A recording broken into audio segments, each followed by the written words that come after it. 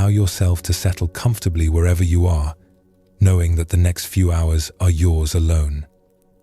Feel your body beginning to release the tensions of the day.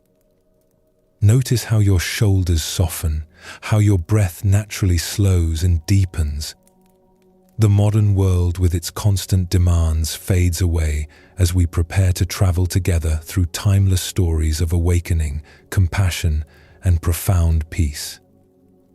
Buddhist wisdom teaches us that our true nature is already perfect, already peaceful. Tonight, through gentle stories and teachings, we'll rediscover this truth that lives quietly within you. Like a lamp that has never been extinguished but was simply covered by a cloth, your inner peace awaits only the gentle removal of what obscures it. As your breathing continues to slow and deepen, let your mind's eye travel with me to ancient Asia, where beneath towering mountains and alongside flowing rivers, dedicated seekers discovered truths that can transform how we experience life itself. These are not mere stories, but invitations to a different way of being. Feel yourself walking along a dirt path that winds through misty hills. The air is cool against your skin, carrying the scent of pine and wild jasmine. Your feet find their natural rhythm on the worn stones that countless pilgrims have traveled before you. In the distance, a bell rings out across the valley. Its clear, pure tone seems to hang in the air long after the metal has stopped vibrating.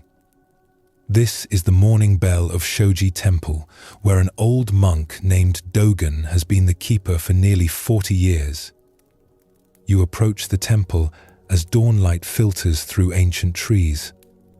The buildings are simple, weathered wood that has taken on the color of the earth itself. Everything here speaks of quiet devotion, of lives dedicated to something deeper than the rush of everyday concerns. Dogen emerges from the temple, his movements unhurried despite his age. He approaches the large bronze bell that hangs beneath a wooden shelter.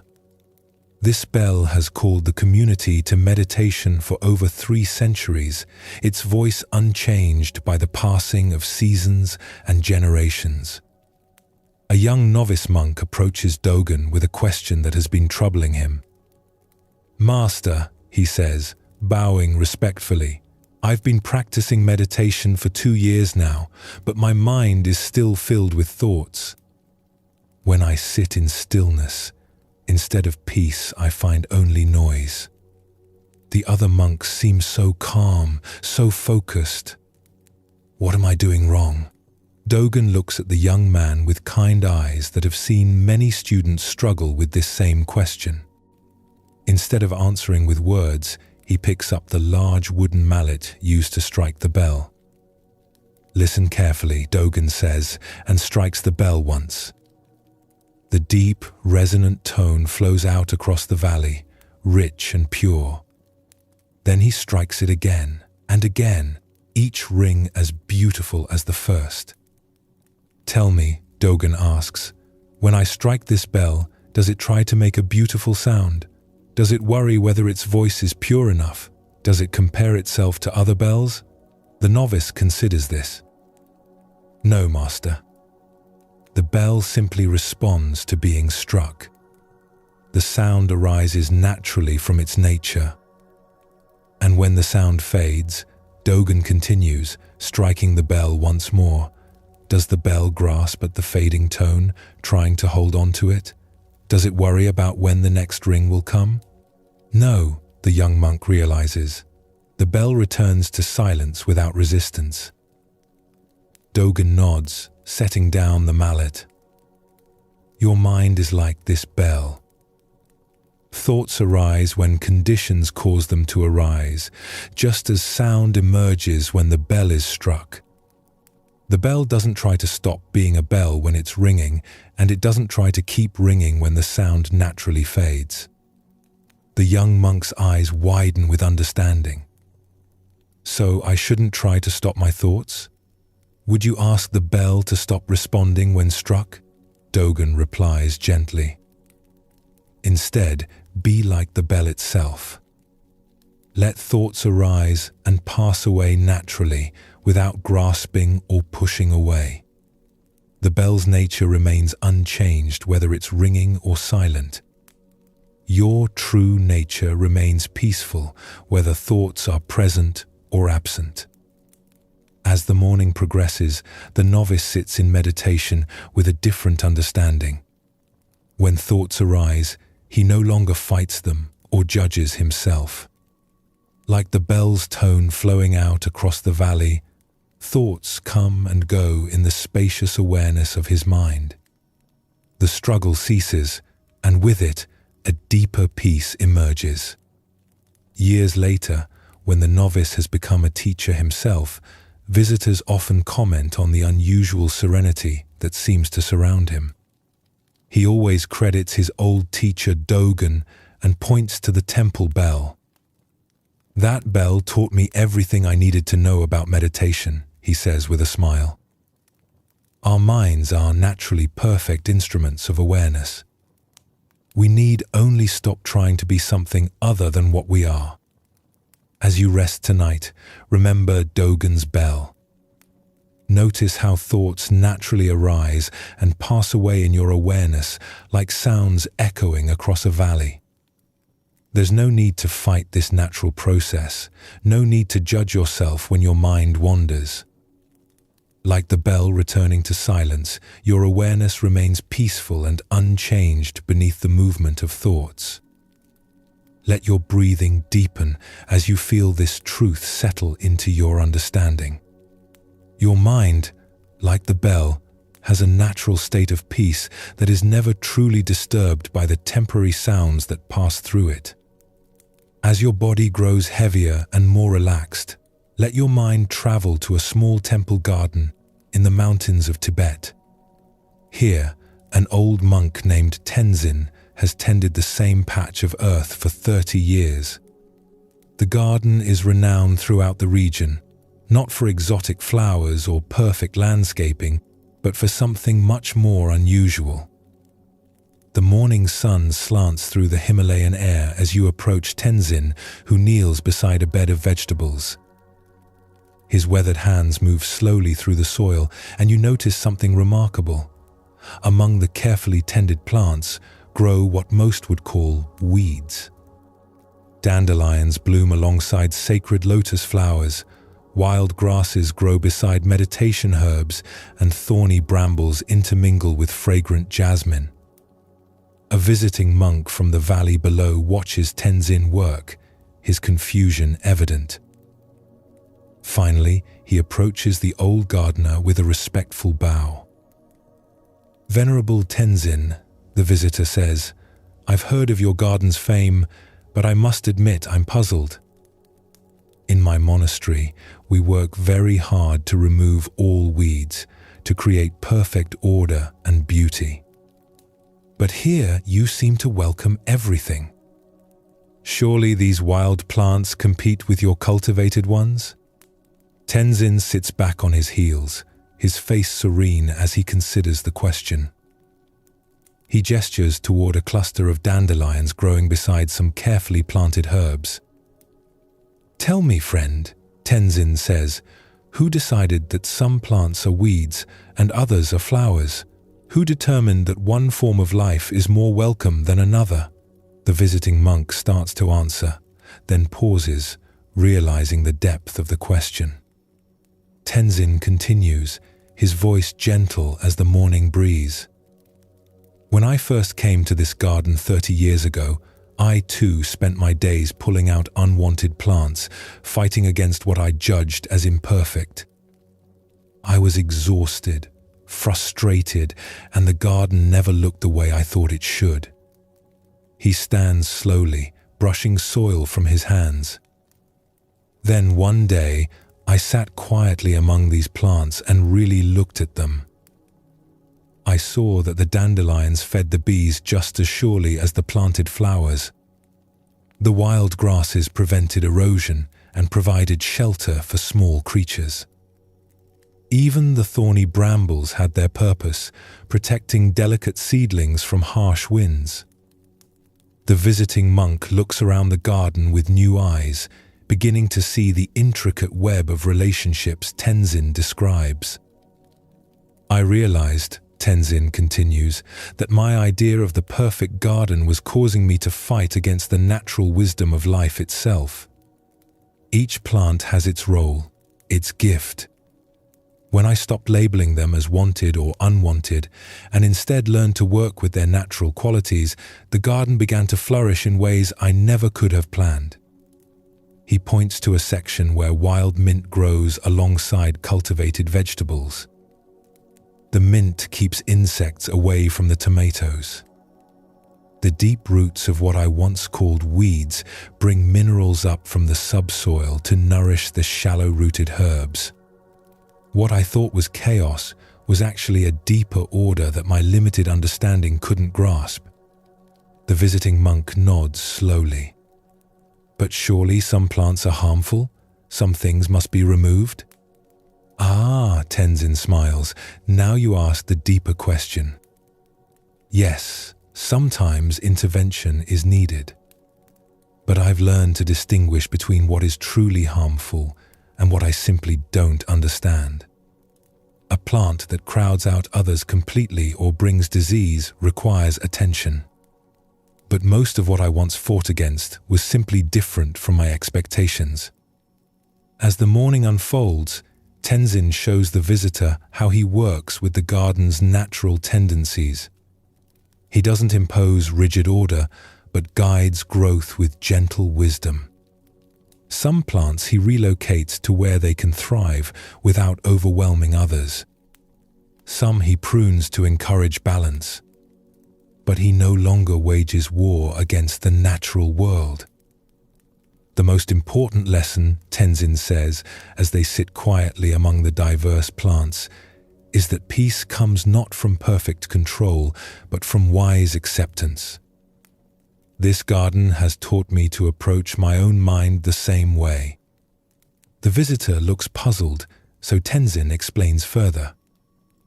Our minds are like gardens too. Thoughts and emotions arise naturally, some we welcome, and some we judge as weeds. For years I fought against anger, fear, and doubt, trying to cultivate only positive thoughts. But this created the same exhaustion I felt in the garden. Now I treat difficult emotions like these wild plants. I acknowledge them, learn from them, and work skillfully with their energy rather than trying to eliminate them completely. Anger, when understood, can become passionate compassion. Fear can become wise caution. Doubt can become healthy questioning. As the day progresses, the visiting monk finds himself relaxing in ways he hasn't experienced in years.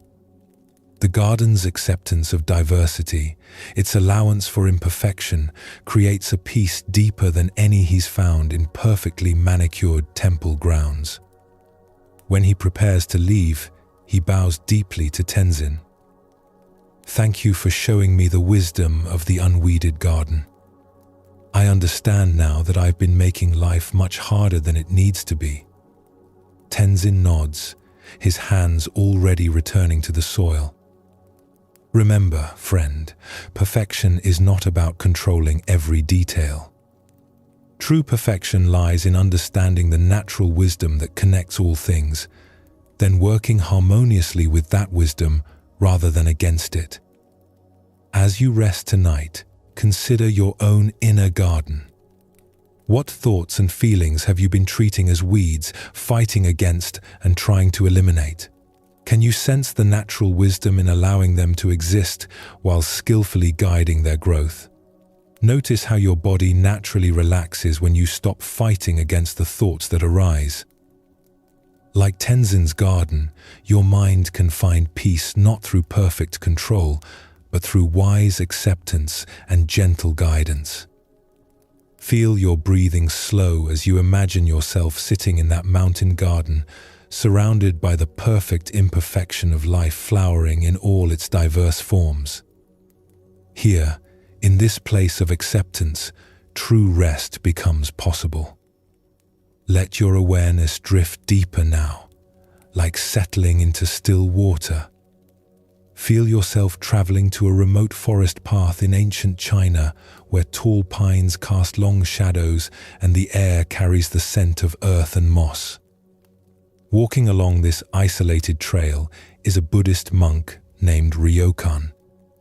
His robes are simple, patched in several places, and he carries only a small bundle containing his few possessions, a spare robe, a wooden bowl, and a collection of writings about compassion and wisdom that he plans to share at the next village. Ryokan walks with the unhurried pace of someone who has nowhere urgent to be. His face reflects the calm contentment that comes from years of meditation practice. He pauses occasionally to appreciate a bird's song or the play of sunlight through the leaves, finding joy in the simple gifts each moment offers. As evening approaches and shadows lengthen, Ryokan becomes aware of footsteps behind him on the path. Soon, a rough-looking man emerges from behind the trees, blocking the monk's way. The man's clothes are worn and dirty, his face hardened by years of difficult living, and in his hand he holds a long knife that glints in the fading light. "Stop there, monk," the bandit says, his voice harsh with desperation. "I know your type carries money for temples and poor people. Hand over whatever you have, or things will go badly for you." Most people would respond to such a threat with fear, anger, or attempts to bargain or escape. But Ryokan simply stops walking and regards the bandit with the same gentle attention he had given to the birds and trees. There's no fear in his eyes, but neither is there any judgment or condemnation. "Of course, friend," Ryokan says calmly, setting down his bundle. "You may have anything I carry, but I should warn you, my possessions are quite simple. You may be disappointed." The bandit, expecting resistance or pleading, is momentarily taken aback by this response. He watches suspiciously as Ryokan opens his bundle and lays out its contents, the spare robe, the wooden bowl, and the small collection of writings. "This is everything?" the bandit asks, his voice betraying confusion. "No money, no hidden valuables?" Ryokan shakes his head with a gentle smile. "I'm afraid not. I live very simply, accepting only what I need for each day. But please, take whatever might be useful to you." The bandit stares at the meager possessions, then at the monk's face. Instead of the fear or anger he's accustomed to seeing, he finds only genuine kindness and concern. This unexpected response begins to crack something hard inside him. "What kind of man are you?" the bandit asks, his voice softer now, the knife lowering slightly. "Aren't you afraid? Don't you want to keep your things?" Ryokan considers the question thoughtfully. "I've learned that the things we cling to most tightly often become the source of our greatest suffering. These possessions serve me when they're needed, but they don't define who I am. If they can serve you better now, then this is where they belong." The bandit looks down at the simple robe and bowl, then back at the monk's face. "But how will you manage without these things? How will you eat? Where will you sleep?" "The same way I managed before I had them," Ryokan replies gently, with trust that each day provides what is truly needed. "I've found that when we release our grip on security, life often supports us in unexpected ways." For a long moment, the two men stand in the forest twilight, the atmosphere having completely transformed from threat to something approaching intimacy. The bandit finds himself looking into the monk's eyes not as a predator studying prey, but as one human being truly seeing another. "You really mean this?" the bandit says, not quite asking. "I do," Ryokan confirms. "But I wonder if I might ask you something in return." The bandit nods, curious. You seem to be in some kind of pain that drives you to this dangerous way of living.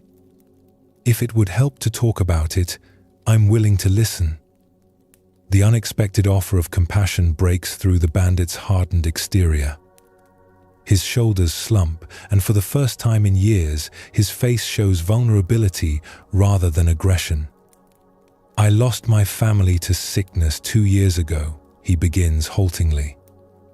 "My wife, both my children. I had a small farm, but couldn't work it properly after they died. Lost it to debts. Since then, I've been surviving however I can." Ryokan listens with complete attention, his face reflecting genuine compassion for this man's suffering. When the bandit finishes, the monk sits down on a fallen log and gestures for him to join him. "Grief can make us feel like we've lost not just our loved ones, but ourselves as well," Ryokan says quietly. "The pain becomes so overwhelming that we'll do anything to avoid feeling it fully. But running from grief is like trying to outrun our own shadow." They sit together in the growing darkness. Two men who moments before were strangers in a potentially violent encounter, now sharing the universal experience of loss and the search for meaning in suffering. "What would your wife want for you?" Ryokan asks gently. "If she could see you now, what do you think she would say?" The bandit is quiet for a long time, tears flowing silently down his weathered cheeks. Finally, he whispers, "She would want me to find a way to live with purpose again. She always said I had a good heart beneath my rough exterior." "Perhaps," Ryokan suggests, "this encounter is life offering you a chance to honor her wisdom. Your heart is indeed good. I can see it clearly. Grief may have hidden it for a while, but it hasn't been destroyed." As the night deepens, the two men continue talking. Ryokan shares teachings about finding meaning in suffering, about how compassion for our own pain can open us to compassion for others. The bandit finds himself remembering who he was before grief consumed him. When dawn breaks, the bandit has made a decision. He helps Ryokan gather the possessions that he no longer wants to take. "Keep these," he says. "You'll need them for your work. I'm going to find a different path." Ryokan smiles. "What will you do? I remember hearing about a village downstream that was flooded last month. They probably need help rebuilding. Maybe I can use my hands for building instead of taking." The monk nods approvingly. The best healing for our own wounds often comes through healing others. As they prepare to part ways, the former bandit bows deeply to Ryokan. "Thank you for seeing who I really am beneath what I had become." "Thank you," Ryokan replies, "for reminding me that compassion is always more powerful than fear." Years later, travelers through that region would hear stories of a man who had once been a bandit but had transformed his life after an encounter with a wise monk.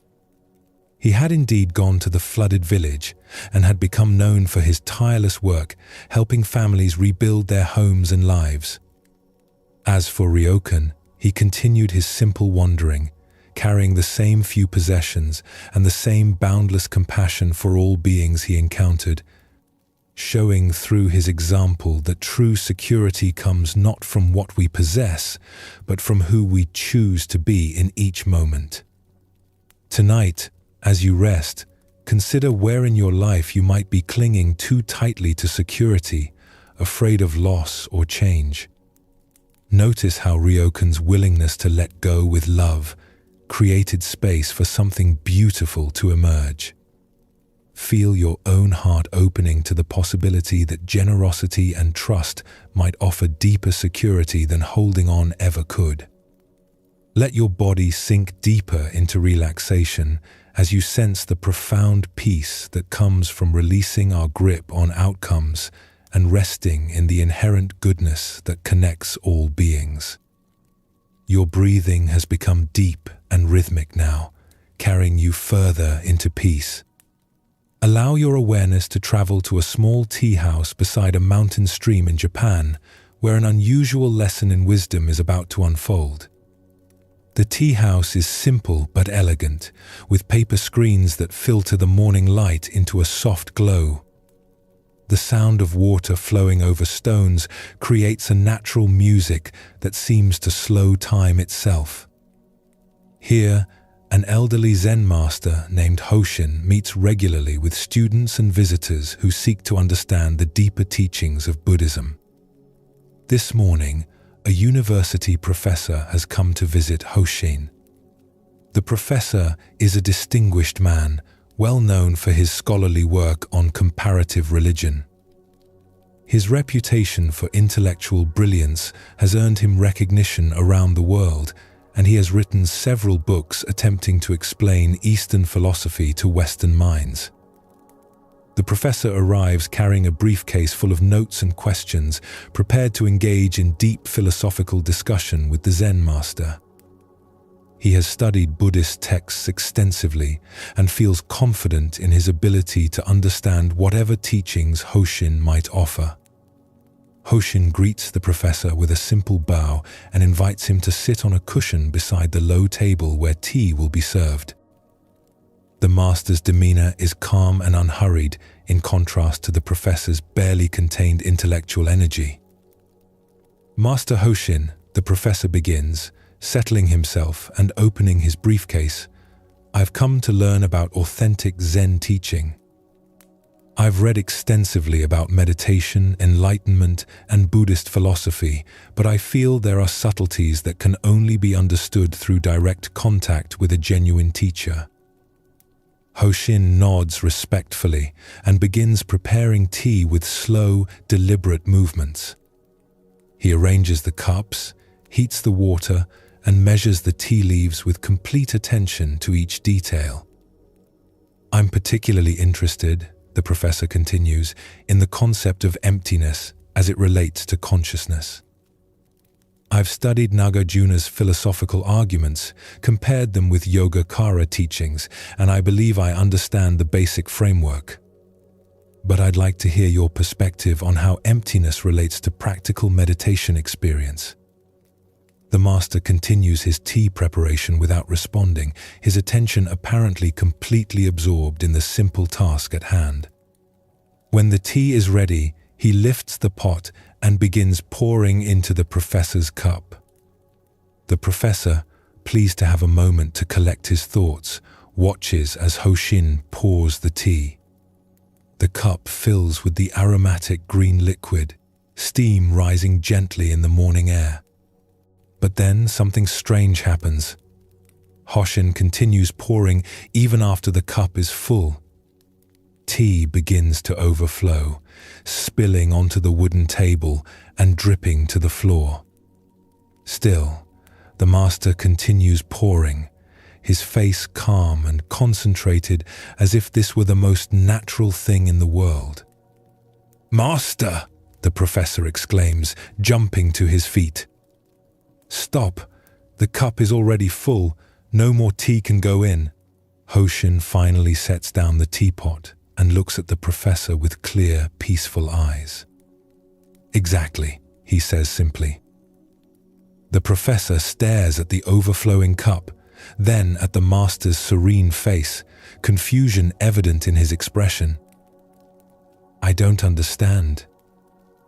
What does this have to do with my questions about emptiness and consciousness?" Hoshin gestures toward the spilled tea. "Like this cup, you come to me already full of knowledge, concepts, opinions, and preconceptions about what Zen teaching should be. How can I share anything new with you when there is no space left for fresh understanding?"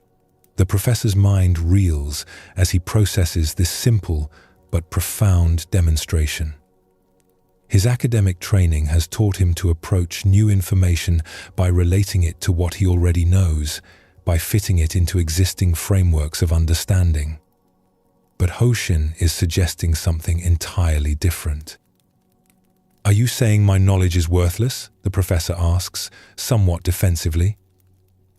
"Not worthless," Hoshin replies gently, "but like water already in the cup, it prevents new water from entering. To truly receive new understanding, one must first empty the cup of assumptions about what that understanding will look like." The master begins cleaning up the spilled tea with the same careful attention he gave to preparing it. "Your scholarly work has value in its proper place. But if you want to experience the reality that these concepts point toward, you must be willing to temporarily set aside everything you think you know." The professor sits quietly, watching Hoshin's methodical cleanup. Something in the master's calm certainty begins to affect him, creating a space of doubt in his intellectual confidence. "But how does one empty the cup of knowledge?" the professor asks. "I can't simply forget everything I've studied." Hoshin places the clean cup before him, now genuinely empty. "Watch," he says, and begins pouring fresh tea. This time, the cup receives the liquid completely, with no spillage, no waste. "Emptying the cup doesn't mean destroying knowledge," the master explains. "It means holding it lightly, being willing to see beyond it. When you sit in meditation, can you set aside your ideas about what meditation should accomplish? When you encounter a teaching, can you hear it fresh without immediately comparing it to what you've read before?" The professor considers this, beginning to recognize how his scholarly approach might actually be limiting his direct experience. "You're suggesting that expertise can become a barrier to learning?" "I'm suggesting that true learning requires what we call beginner's mind," Hoshin replies. "In the beginner's mind, there are many possibilities. In the expert's mind, there are few. The empty cup can hold any kind of tea. The full cup can receive nothing new." Over the following hours, the professor experiences something he hasn't felt in years: the excitement of not knowing, the openness that comes from releasing the need to understand everything immediately. Under Hoshin's gentle guidance, he begins to practice simple sitting meditation without trying to analyze or explain the experience. For the first time in decades, the professor allows himself to simply be present without needing to categorize or interpret that presence. The relief is profound. He realizes how exhausting it has been to constantly process every experience through his intellectual frameworks. As the day ends, the professor bows deeply to Hoshin. "Thank you for showing me that the wisdom I've been seeking was being blocked by my very attempts to grasp it intellectually." "The cup is naturally empty," Hoshin responds with a smile. "We only need to remember to pour out what we've accumulated so that fresh tea can be enjoyed." Years later, when the professor speaks about his encounter with Hoshin, he always mentions the overflowing teacup. "That simple demonstration taught me more about the nature of mind than all my years of academic study," he says. Sometimes the most profound wisdom comes through unlearning rather than learning. As you rest now, consider your own cup. What beliefs, assumptions, or fixed ideas might you be holding so tightly that they prevent new understanding from entering? Can you feel the relief that comes from temporarily setting aside the need to know and categorize everything? Tonight, let your mind become like Hoshin's empty cup, spacious, receptive, ready to be filled with the natural peace that emerges when we stop trying so hard to understand and simply allow ourselves to be present with what is. Feel your body growing heavier as you release into this emptiness that is actually fullness, this not knowing that contains all wisdom. As we proceed along our journey, feel how these ancient teachings have begun to work their gentle magic within you. The monastery bell reminds us that our natural state is peaceful awareness, unchanged by the thoughts that come and go. Tenzin's garden shows us the wisdom of accepting life as it unfolds, working skillfully with what arises rather than fighting against it. Ryokan's encounter with the bandit reveals how compassion can transform even the most difficult situations, and how letting go with love creates space for unexpected beauty. Hoshin's empty cup teaches us that true learning often requires releasing what we think we already know, making space for fresh understanding. These stories live now in your heart, not as memories to be remembered, but as seeds of wisdom to grow and flower in their own time. As your breathing continues to slow and deepen, feel yourself drifting toward the threshold of sleep, carried by the peaceful current of ancient wisdom. The next part of our journey will explore how Buddhist teachings guide us in the art of letting go, showing us that freedom comes not from grasping what we want, but from releasing our hold on how we think life should be. These gentle teachings on non-attachment and impermanence will carry you even deeper into rest and understanding. As we continue deeper into this peaceful night of wisdom, feel your body settling even further into comfort.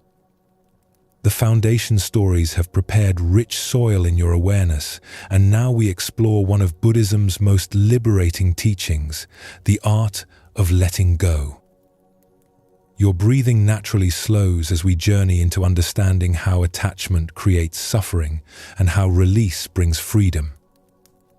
These are not teachings that ask you to care less, but rather to love more freely, without the tight grip of possession that turns joy into anxiety. Let the gentle wisdom of these ancient stories wash over you like a warm stream, carrying away the tensions and grasping that may have accumulated in your heart during the day. Feel yourself walking through the bustling streets of an ancient Tibetan trading town, where merchants from many lands gather to exchange goods and stories.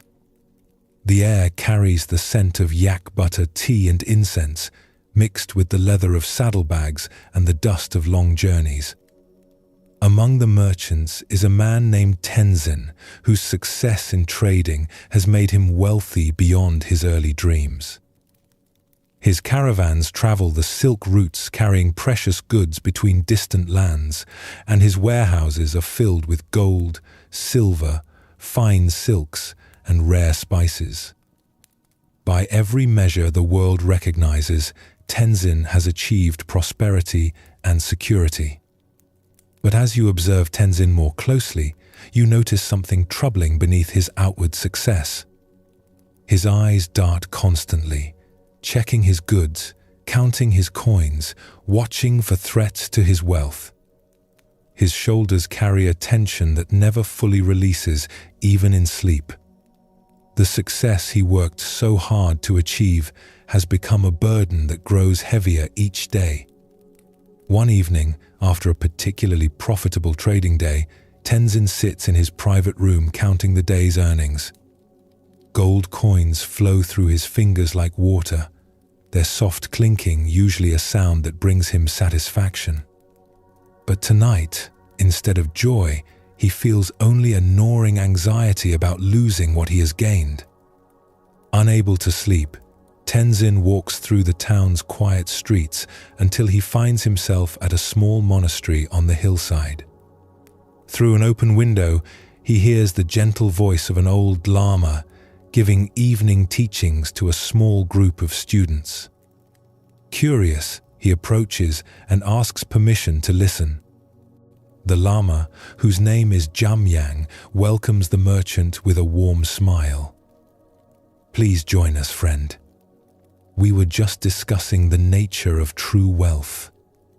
Tenzin settles himself at the edge of the group, his fine clothes marking him clearly as different from the simply dressed monks and local people gathered around the teacher. Imagine, Jamyang is saying, a man who finds a beautiful golden chain. It gleams in the sunlight, perfectly crafted and obviously valuable.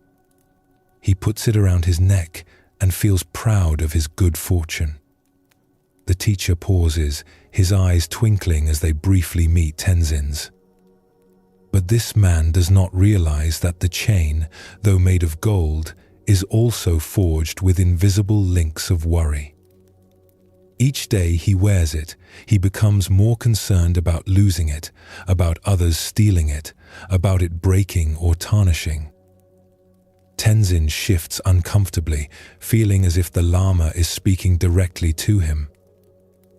Soon, Jamyang continues, the man's life revolves around protecting his chain.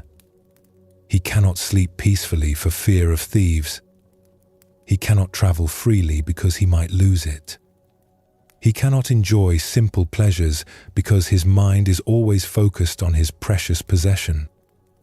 One of the students asks, "But teacher, surely beautiful things can bring joy.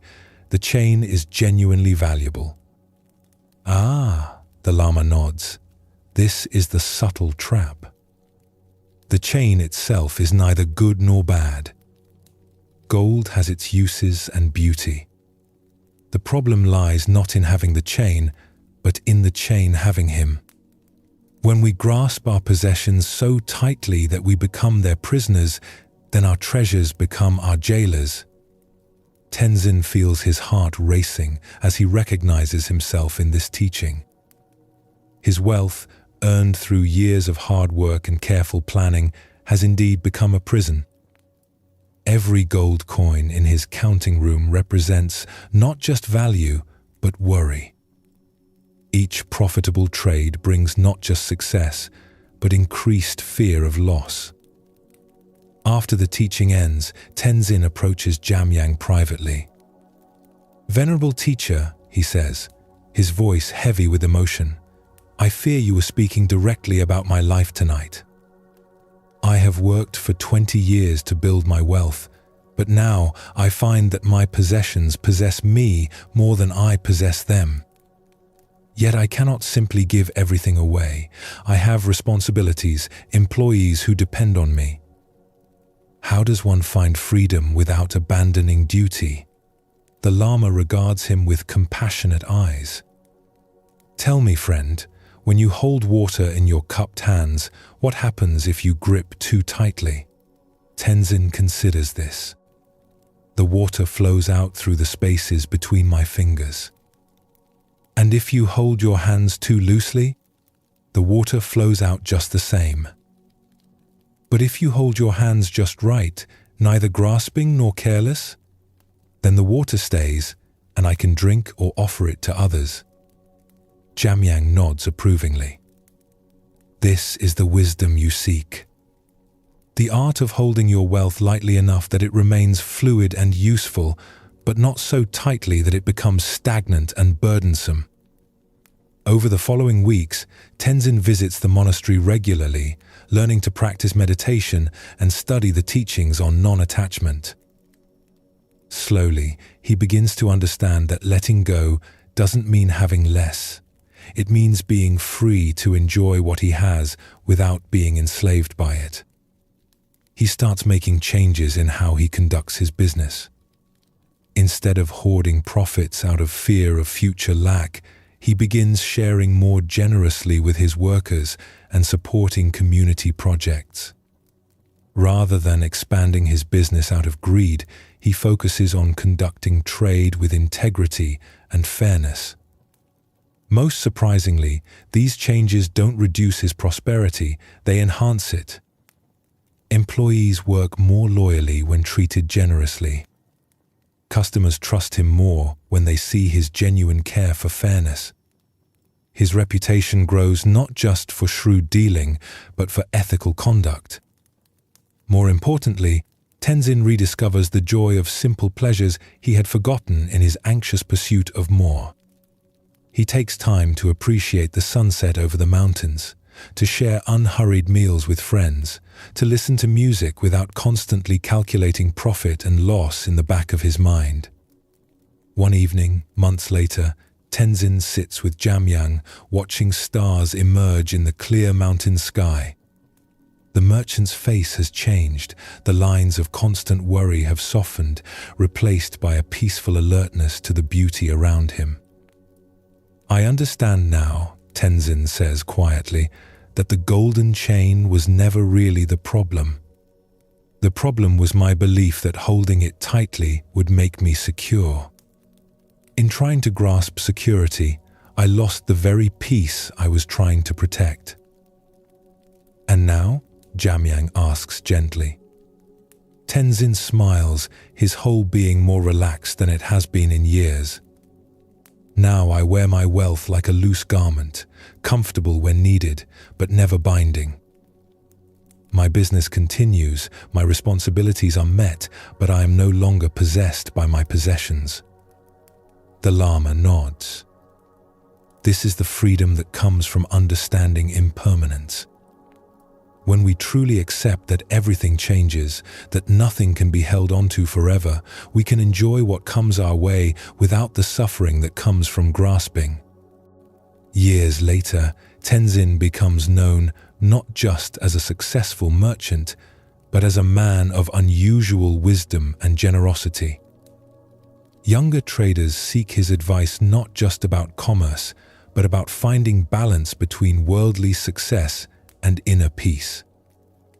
He always tells them about the golden chain, how the most precious things in life become prisons when we hold them too tightly, and how true freedom comes from learning to hold everything, even our greatest treasures, with an open hand.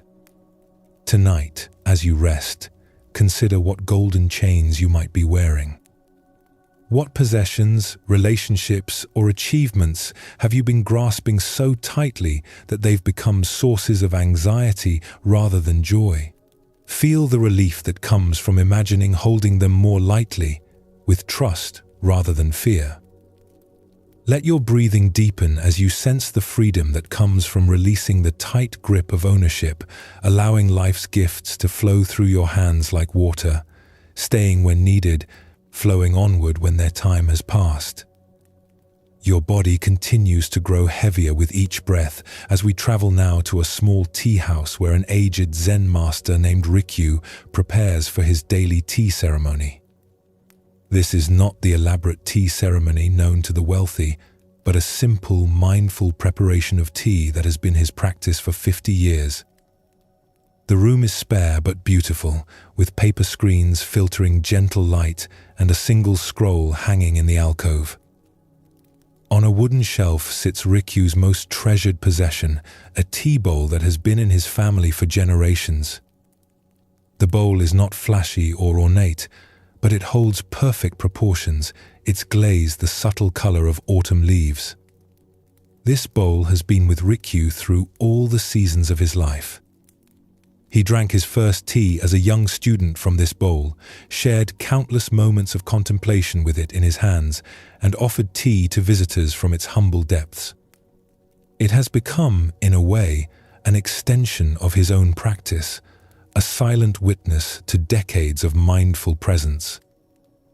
Today, Rikyu's young apprentice, Koji, watches as the master prepares tea with his usual careful attention. Every movement is deliberate but not forced, every gesture arising from years of practice that has made the complex simple. As Rikyu lifts his beloved bowl, filled with perfectly prepared tea, his aged hands tremble slightly. This is new. His grip, once sure and steady, has begun to betray the advancing years. The bowl slips from his fingers and falls to the wooden floor with a soft crash.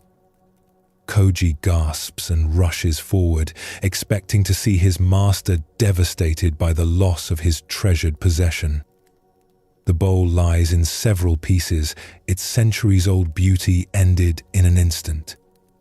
Any repair would leave visible scars, changing its character forever. But as Koji looks at Rikyu's face, he sees something completely unexpected. Instead of grief or anger, the master's expression holds a peaceful wonder, as if he's witnessing something beautiful rather than tragic. Rikyu kneels beside the broken pieces, picking up each fragment with the same careful attention he gave to the intact bowl. His fingers trace the fractured edges, and to Koji's amazement, a gentle smile spreads across the old man's face. "Master," Koji says hesitantly, "I'm so sorry about your bowl. It was such a precious thing, and now..." Rikyu looks up at his young student with eyes full of quiet joy. "Koji, come and sit with me. Let me share with you what this broken bowl has just taught me." Confused but obedient, Koji settles beside his teacher, who arranges the fragments carefully on the floor between them. "For 50 years, Rikyu begins, his voice soft with wonder, "I have loved this bowl and believed I understood its nature. I cherished its beauty, honored its history, and found peace in its presence. But I realize now that I only knew half of its truth." He picks up one of the larger pieces, turning it in his hands with the same reverence he once showed the whole bowl. "I knew its beauty in wholeness, but not its beauty in brokenness. I knew its form in permanence, but not its teaching in change. This bowl has been my teacher for decades, but today it gave me its greatest lesson." Koji frowns, trying to understand. "But Master, surely the bowl was more beautiful when it was whole. Now it's just broken." Rikyu chuckles softly, the sound carrying no trace of sadness. "Tell me, Koji, when you look at these pieces, what do you see?" The young man looks at the fragments. "I see something that was whole and beautiful, now destroyed." "Look again," Rikyu encourages gently. "Not with your memory of what was, but with fresh eyes at what is." Koji looks more carefully at the broken pieces spread before them. Slowly, his perspective begins to shift. The fractured edges create new patterns of light and shadow. Each piece has its own unique shape, its own particular beauty that was hidden when they were joined together. "I see." Koji begins slowly. "I see that each piece has its own character now. The way the light catches the broken edge there, the curve of this fragment here, it's different from what it was, but it's not without beauty."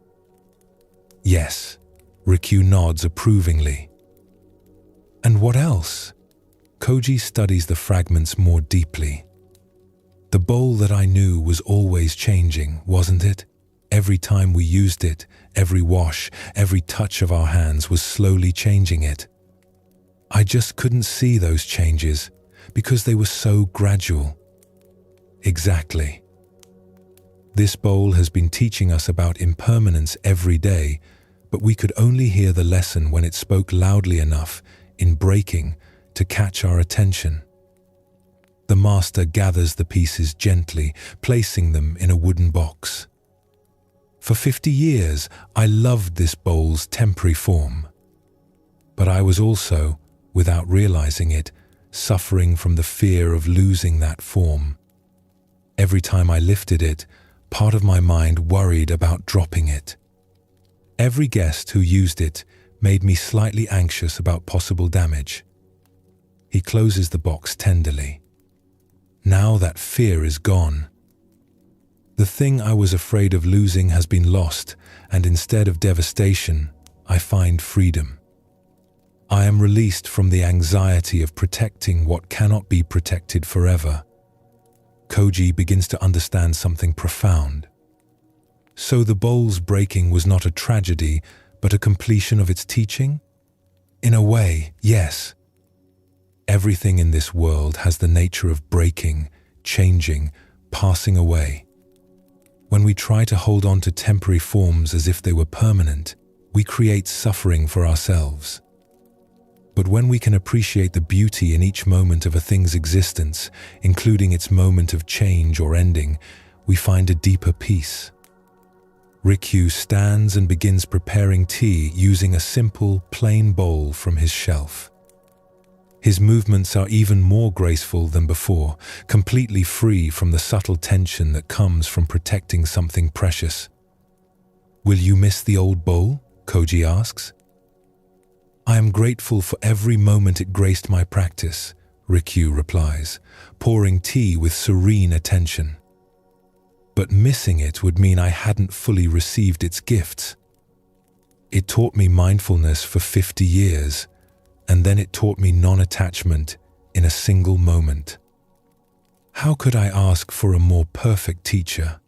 As they share tea from the simple bowl, Koji notices that his master's presence has a new quality, lighter somehow, as if a weight has been lifted that he didn't even know he was carrying. "Master," Koji says, "will you repair the broken bowl?" Rikyu considers this question thoughtfully.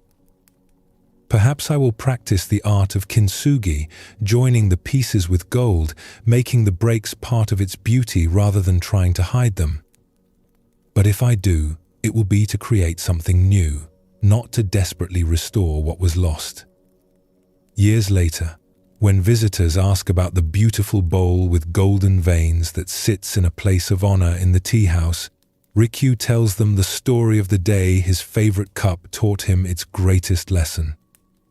"That bowl," he always says with a smile, "was never more beautiful than in the moment it let go of the form I had grown attached to." As you rest tonight, gently consider what precious things in your life you might be holding with anxiety rather than appreciation. Can you sense how the fear of losing something actually diminishes your ability to enjoy it fully? Feel the lightness that comes from appreciating the temporary beauty of all things without needing to grasp them forever. Let your breathing slow as you imagine holding your treasures like Rikyu learned to hold his bowl with gratitude for their presence, acceptance of their impermanence, and readiness to find beauty even in their changing. Feel your awareness drifting deeper now, like sinking into warm water. Let your mind travel to a small farming village nestled in a valley surrounded by gentle hills. The villagers here have worked the same land for generations, their lives flowing with the natural rhythms of planting, tending, and harvesting. Among these farmers is a man named Chen, whose rice fields have provided for his family through many seasons. Chen is known for his dedication to the land and his skill in reading the subtle signs that tell him when to plant, when to water, and when to harvest. His neighbors often seek his advice, and his family has never known hunger. But this year brings an unprecedented challenge. The monsoon rains that usually arrive like clockwork have failed to come. Week after week passes with clear skies that would normally be a blessing, but now mock the increasingly dry earth.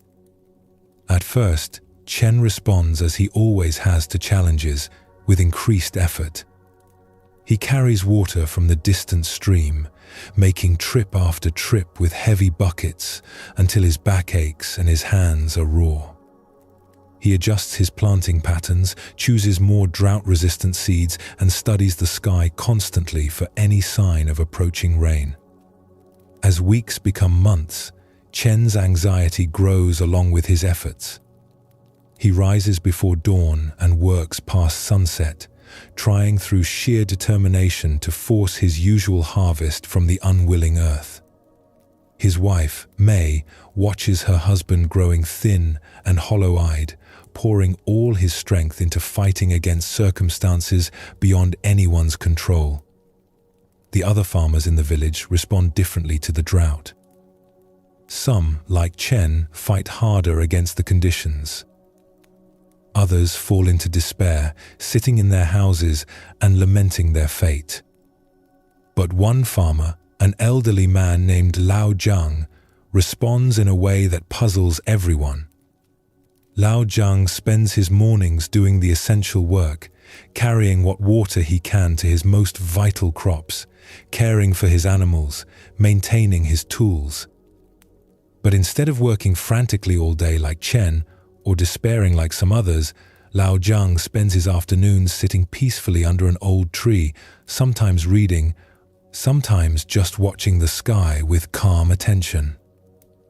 Chen finds this behavior infuriating. One evening, unable to contain his frustration any longer, he confronts the old farmer.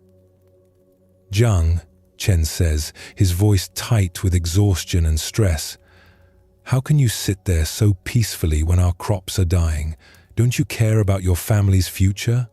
We all must work harder to overcome this disaster." Lao Jiang looks at Chen with kind eyes that hold deep understanding. "My friend," he says gently, "sit with me for a moment. Let me share something I learned from the great drought of my youth." Despite his agitation, something in the old man's peaceful presence compels Chen to sit beside him under the tree. From here, they can see both Chen's fields, where the young farmer has been fighting tirelessly against the drought, and Zhang's fields, which look surprisingly healthy, despite receiving no more rain than anyone else's. 40 years ago, Zhang begins, a drought came that lasted 2 full seasons. I was young then, like you now, and I responded exactly as you are responding, with desperation and furious effort. I worked myself to exhaustion trying to force the land to give what it could not give. Chen nods, recognizing himself in this description.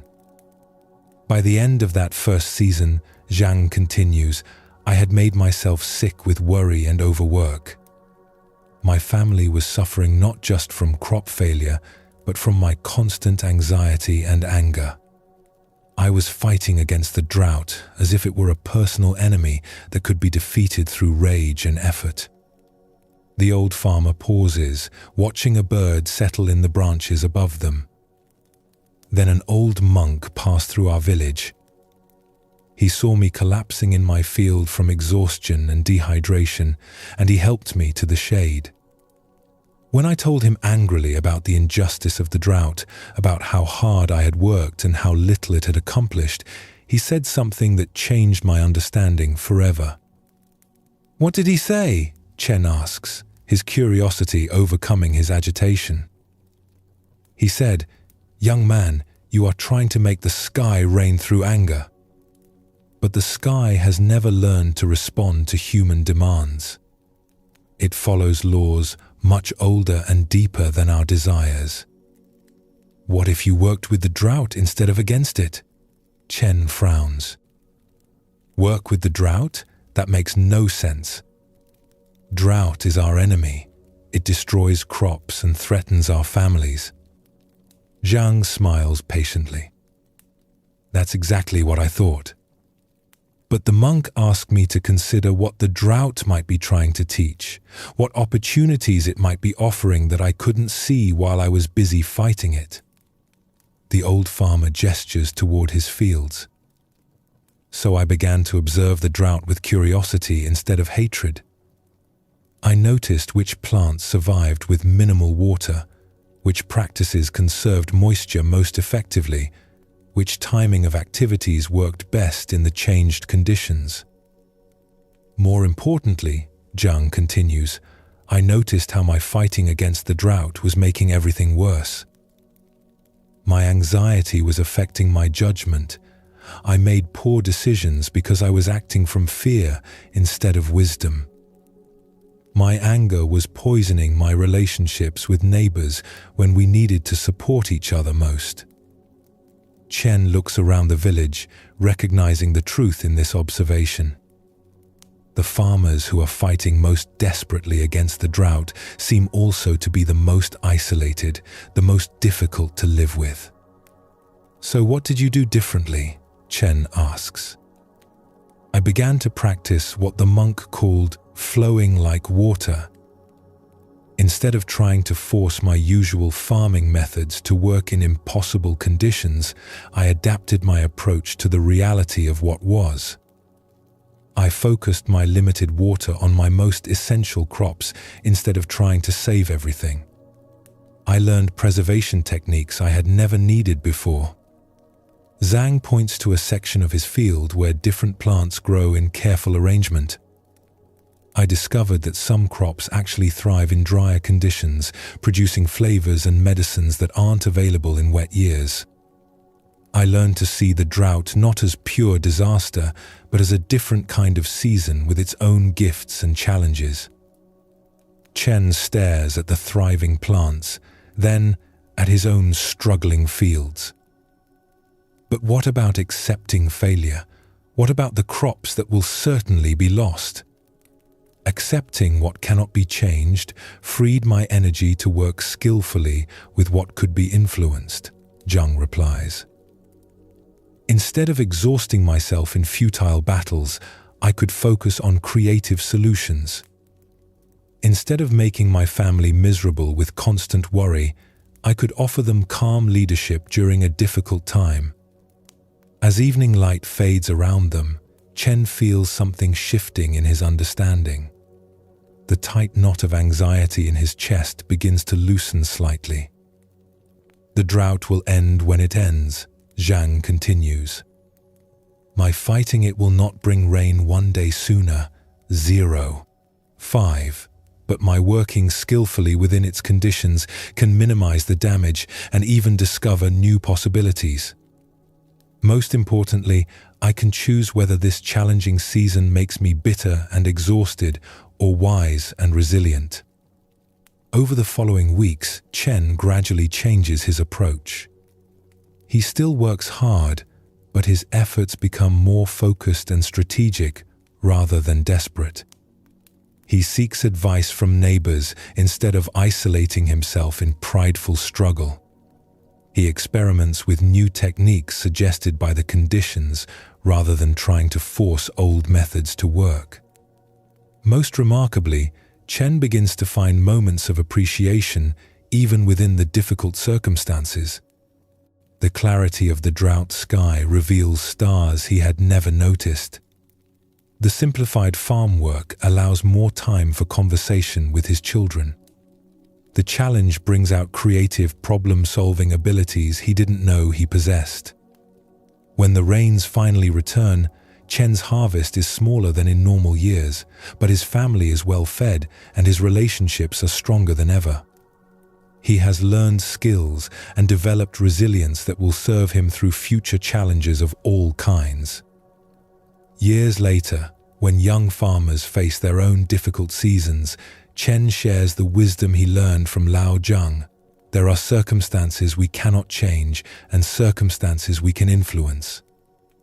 Wisdom lies in distinguishing between them, accepting what cannot be changed with grace, and working skillfully with what can be transformed. Tonight, as you rest, gently consider what droughts you might be fighting in your own life. What circumstances are you struggling against that might be beyond your control? Can you sense how the struggle itself might be creating additional suffering beyond what the situation requires? Feel your body releasing tension as you imagine flowing like water around obstacles instead of fighting them directly. Sometimes, the greatest victory comes not from conquering challenges, but from learning to dance gracefully with whatever conditions life presents. Let your breathing deepen as you rest in the wisdom of acceptance, knowing that even the most difficult seasons have their own teachings to offer when we approach them with openness rather than resistance. As your awareness drifts ever deeper into peaceful rest, travel now to a great library in ancient China, where scrolls and books contain the accumulated wisdom of centuries. Here, among towering shelves and quiet reading alcoves, lives a scholar named Wei who has dedicated his entire life to the pursuit of knowledge. Wei's reputation for learning extends throughout the kingdom. He has memorized countless classical texts, mastered several languages, and written commentaries that other scholars study with reverence. His personal collection of books and scrolls is said to be among the finest in the land, gathered through decades of careful acquisition. The library where Wei works is his sanctuary, every volume precisely organized, every text a treasured companion in his intellectual journey. He knows the location of each scroll, the particular insights contained in every commentary, the subtle differences between various editions of classical works. But Wei's relationship with his books has gradually transformed from love into obsession. He finds himself constantly worried about their preservation, spending hours each day checking for signs of damage, insects, or deterioration. He has become increasingly reluctant to lend books to other scholars, fearing they might be damaged or not returned. More troubling still, Wei realizes that his vast knowledge has begun to feel like a burden rather than a joy. Every new text he encounters must be compared to what he already knows, analyzed for its place in his elaborate mental framework, integrated into his existing understanding. The simple pleasure of discovery has been replaced by the anxious need to possess and categorize every piece of information. One day, a fire breaks out in the quarter of the city where Wei's library is located. Despite the best efforts of the fire brigade, the flames spread quickly through the wooden buildings. Wei watches in horror as his life's work, his precious books, his irreplaceable scrolls, his carefully crafted commentaries disappears into smoke and ash. The loss is complete. Nothing remains of his magnificent collection except a few volumes he happened to have with him when the fire started. 30 years of gathering, organizing, and preserving knowledge has been undone in a single afternoon. Wei's fellow scholars expect him to be devastated, and indeed, his initial shock is profound. But as the days pass, something unexpected happens. Instead of falling into despair, Wei begins to experience a lightness he hasn't felt in years. Walking through the ruins of his library, Wei encounters an old Buddhist monk who has come to offer comfort to those who lost their homes and possessions in the fire. The monk, whose name is Huineng, sits peacefully among the ashes, his simple presence somehow soothing to those who approach. "Master," Wei says, settling beside the monk, "I should be devastated by this loss, but instead I find myself feeling oddly free. Does this mean I never really loved my books? Was my scholarship meaningless?" Huineng looks at Wei with gentle understanding. "Tell me about your relationship with your books before the fire." Wei considers this question carefully. "At first, I loved them purely. Each text was a doorway to new understanding, each scroll a conversation with a great mind across time. Learning felt like exploring an infinite garden of wisdom. And later, I began to feel I owned the books rather than simply enjoying them. I became anxious about losing them, protective about sharing them. Instead of opening doors to wisdom, they became walls that separated me from other scholars. Instead of expanding my mind, my knowledge began to feel like a prison." The monk nods. "The fire has shown you the difference between true learning and mere accumulation. What remains of your scholarship now that the books are gone?" Wei looks around at the ashes, then back at his own hands, his own mind. "The insights I've gained remain. The wisdom I've internalized through years of study is still here. The ability to think clearly, to understand complex ideas, to help others learn, none of that was destroyed by the fire. And what was lost? The burden of ownership," Wei realizes with growing wonder. "The anxiety about preservation, the pride of possession, the need to defend my collection as if it defined who I am. The fire burned away everything that was not essential, leaving only what truly matters." Huineng smiles. "Books are like fingers pointing at the moon. They serve their purpose when they direct our attention to wisdom itself. But if we become so fascinated with the fingers that we forget to look at the moon, they become obstacles rather than aids. Over the following months, Wei rebuilds his scholarly practice with a completely different approach.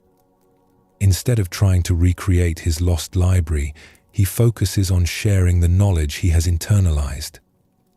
He begins teaching students, writing down key insights from memory, and collaborating with other scholars in ways his previous possessiveness had prevented. Wei discovers that knowledge shared grows rather than diminishes. Every student he teaches becomes a living library, carrying forward wisdom that no fire can destroy. Every collaborative project creates understanding that belongs to the community rather than to any individual collector. Most remarkably, Wei finds that his scholarship deepens without the burden of ownership. Free from the need to possess and protect texts, he can engage with ideas more fluidly, more creatively. He begins to make connections and develop insights that his previous systematic approach had actually hindered.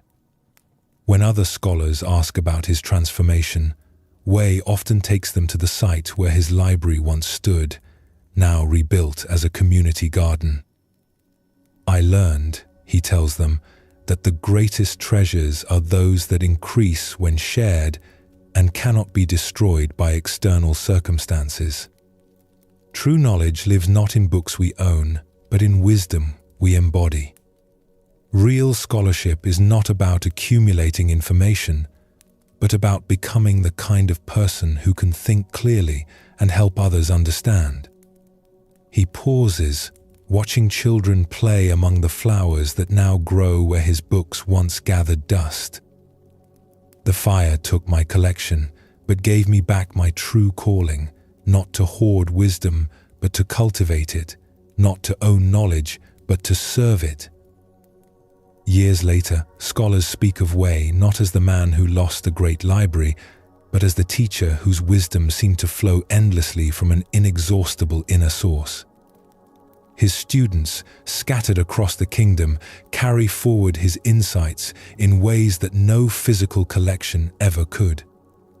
Tonight, as you rest, consider what you might be holding too tightly in your own life. What knowledge, skills, or achievements have you been grasping as possessions rather than enjoying as flowing gifts? Can you feel the freedom that might come from holding your treasures more lightly, ready to share them generously rather than protect them anxiously? Let your breathing slow as you imagine your own mind as a library where wisdom flows freely, where insights are shared rather than hoarded, where the joy of learning matters more than the pride of knowing. In this space of generosity, true understanding can flourish without the weight of ownership. As this exploration of letting go draws to a close, notice how these teachings on non-attachment have been working silently within you. Tenzin's golden chain reminds us that our treasures become prisons when we grasp them too tightly. Master Rikyu's broken teacup shows us how even loss can become a teacher when we meet it with acceptance rather than resistance. Chen's drought reveals the wisdom of flowing like water around obstacles we cannot change, while Wei's library fire demonstrates how our greatest treasures are those that grow when shared rather than diminish when lost. Feel how your body has grown naturally heavier as these stories settled into your awareness, each teaching releasing another layer of tension you may not have known you were carrying. The art of letting go is not about caring less, but about loving more freely, without the anxiety that comes from trying to hold onto what is naturally flowing. As your breathing continues to deepen, we prepare to journey into the heart of Buddhist wisdom, the recognition of our fundamental interconnection with all life. These teachings on compassion and loving kindness will carry you even deeper into rest, showing how opening our hearts actually provides the greatest security of all. The seeds of non-attachment that have been planted tonight will continue growing in the rich soil of your dreams, bearing fruit in ways you don't need to understand or direct. 5. Simply rest now in the spacious peace that comes when we release our tight grip on how we think life should be, trusting the natural wisdom that knows how to care without clinging, how to love without possessing. Feel yourself drifting toward the threshold of even deeper rest, carried by the gentle current of ancient wisdom that flows through all seeking hearts. As we continue deeper into this night of gentle wisdom, your body naturally settles into profound relaxation. The teachings on letting go have created space in your heart, and now we explore how that space fills naturally with compassion, not as something we must force, but as something that flows when we remove the barriers that block it. Feel your breathing slowing even further as we discover how the recognition of our deep interconnection with all beings transforms not only how we relate to others, but how we experience ourselves. These ancient stories reveal that compassion is not weakness, but the greatest strength, not giving away what we need, but discovering an inexhaustible source of well-being. Let these timeless teachings wash through you like a gentle stream, carrying away any remaining tension and replacing it with the profound peace that comes from knowing we are never truly alone. Feel yourself walking beside a slow-moving river in ancient India, where the morning light dances on gentle waters and lotus flowers bloom in quiet backwaters. Here, where the Buddha himself once walked, a monk named Ananda makes his way to a favorite spot for morning meditation. Ananda is known throughout the region, not for scholarly learning or mystical experiences, but for his inexhaustible kindness toward all living beings.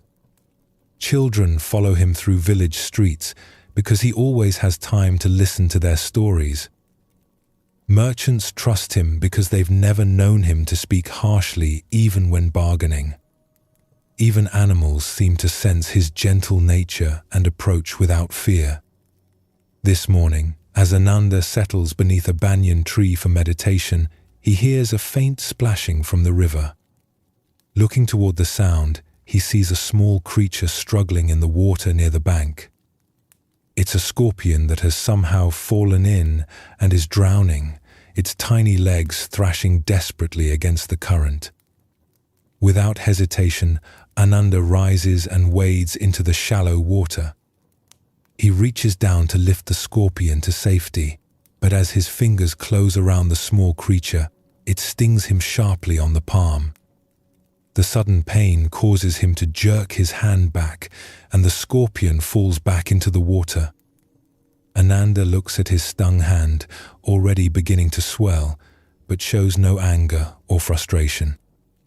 Instead, he reaches down again to save the drowning creature. Once again, the frightened scorpion stings him, this time on the wrist, and once again falls back into the river. By now, a small crowd has gathered on the riverbank, drawn by the unusual scene. Among them is a merchant who has been watching Ananda's repeated attempts with growing irritation. "Monk!" the merchant calls out. "What's wrong with you? That scorpion has stung you twice, and you keep trying to save it. It's just a worthless creature that will probably sting someone else later. Let it drown and save yourself the pain." Ananda pauses in the water, looking at the merchant with gentle eyes. "Friend," he replies calmly, "the scorpion is following its nature by stinging when it feels threatened. Should I abandon my nature of compassion because the scorpion follows its nature of self-defense?" He reaches down a third time toward the struggling creature. "If I become cruel because others act according to their nature, then I have lost what makes me who I am. The scorpion cannot help being a scorpion, but I can choose whether to remain true to the path of compassion." This time, using a large leaf to protect his hands, Ananda successfully lifts the scorpion from the water and gently places it on the dry bank. The small creature, exhausted but alive, crawls slowly away into the grass. The merchant stares in amazement as Ananda wades back to shore, his hands swollen from the stings but his face serene. "I don't understand," the merchant says. "That creature showed you no gratitude. It hurt you when you tried to help. How can you call this wisdom?" Ananda settles back beneath the banyan tree, cradling his injured hands with tenderness rather than anger. "Tell me, friend, if you saw a child drowning in this river, would you save her?" "Of course," the merchant replies immediately. "And if, in her panic, she scratched your face or bit your hand while you pulled her to safety, would you throw her back into the water?" "No, of course not. She would be acting from fear, not understanding that I was trying to help." "Then you understand perfectly," Ananda smiles. That scorpion was no different from the frightened child. It acted from the fear and confusion that all beings experience when they feel threatened. My compassion is not conditional on receiving gratitude or understanding in return. One of the other observers, a young man who has been listening intently, steps forward. "But Master, surely there are beings so harmful that they don't deserve our compassion. What about those who choose to do evil?" Ananda looks thoughtfully at his swollen hands, then at the young man. "Do you see these stings as the scorpion's evil or as its nature when frightened?" "As its nature, I suppose. Most of what we call evil in humans comes from the same source: fear, pain, confusion, or ignorance about what truly brings happiness. When someone acts harmfully, they are usually trying, in their misguided way, to find security or peace or love." The monk gently touches the spots where he was stung, his expression remaining peaceful. This doesn't mean we should let harmful actions continue unchecked. Sometimes compassion requires setting boundaries, protecting others, or even restraining someone who is causing damage. But we can do this without hatred in our hearts. An elderly woman in the gathering nods slowly. "You're saying we can oppose harmful actions while still caring about the person performing them?" "Exactly. A mother might firmly stop her child from running into traffic, but her intervention comes from love, not hatred of the child. In the same way, we can work to prevent harm in the world while maintaining compassion for all beings, including those who act unskillfully." As the crowd disperses, many carrying away new understanding, the young man remains with Ananda. "Master, how do you cultivate such endless compassion? Don't you ever feel angry or want to protect yourself first?" Ananda looks out over the river where he saved the scorpion. "I used to believe that I had a limited amount of compassion to share, like coins in a purse that would run out if I spent too freely. But I've discovered that compassion is more like the water in this river. The more it flows, the more it flows." "I don't understand." "When we act with genuine compassion, we don't lose anything. Instead, we discover that our capacity for love grows. Each time I choose compassion over resentment, kindness over irritation, my heart becomes more capable of love, not less." The monk stands, his stung hands no longer causing him visible discomfort. "The scorpion taught me today that my compassion must not depend on the responses I receive. True compassion flows not because others deserve it by our judgment, but because compassion is our nature when we remove the obstacles that block it." Years later, when people in the region tell the story of Ananda and the scorpion, they always emphasize how the monk's face remained peaceful throughout the entire incident. Those who were there say that watching his unwavering kindness toward the creature that stung him changed something fundamental in how they understood what it means to be human. The story spreads beyond that region, becoming a teaching that generations of students contemplate. They learn that compassion is not naive softness, but the strength to remain true to our deepest nature, regardless of how others behave. Like Ananda's river, it flows continuously, nourishing all life, whether that life appears grateful or hostile, beautiful or frightening. As you rest tonight, consider where in your life you might be withholding compassion because others haven't responded as you hoped. Can you sense how this withholding actually hurts you more than it protects you? Feel the relief that comes from imagining your heart as vast as Ananda's river, able to flow with love regardless of what flows back to you. Let your breathing deepen as you rest in the understanding that true compassion is not depleted by giving, but actually grows stronger each time you choose love over fear, kindness over defense, understanding over judgment.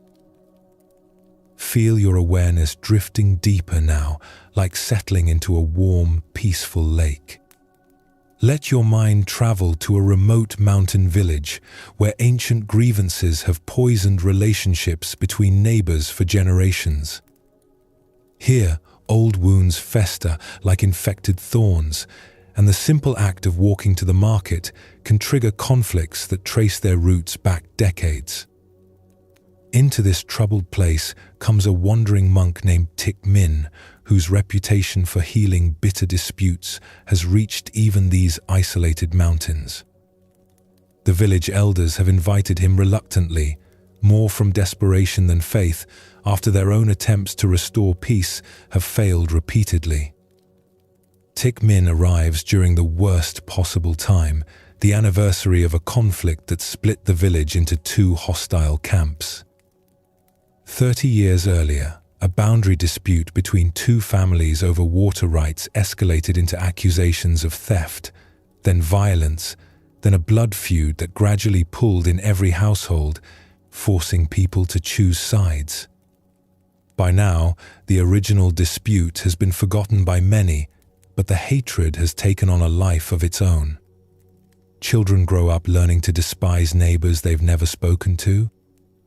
Simple disagreements about village decisions explode into shouting matches that reference grievances from decades past. The community that once worked together to survive harsh mountain winters now splinters its energy into endless feuds. When Thich Min enters the village, he's met with immediate suspicion from both factions. Each side assumes he must be allied with their enemies, and neither trusts him to understand the complexity of their grievances. The elders who invited him warn that he should probably leave quickly if he values his safety.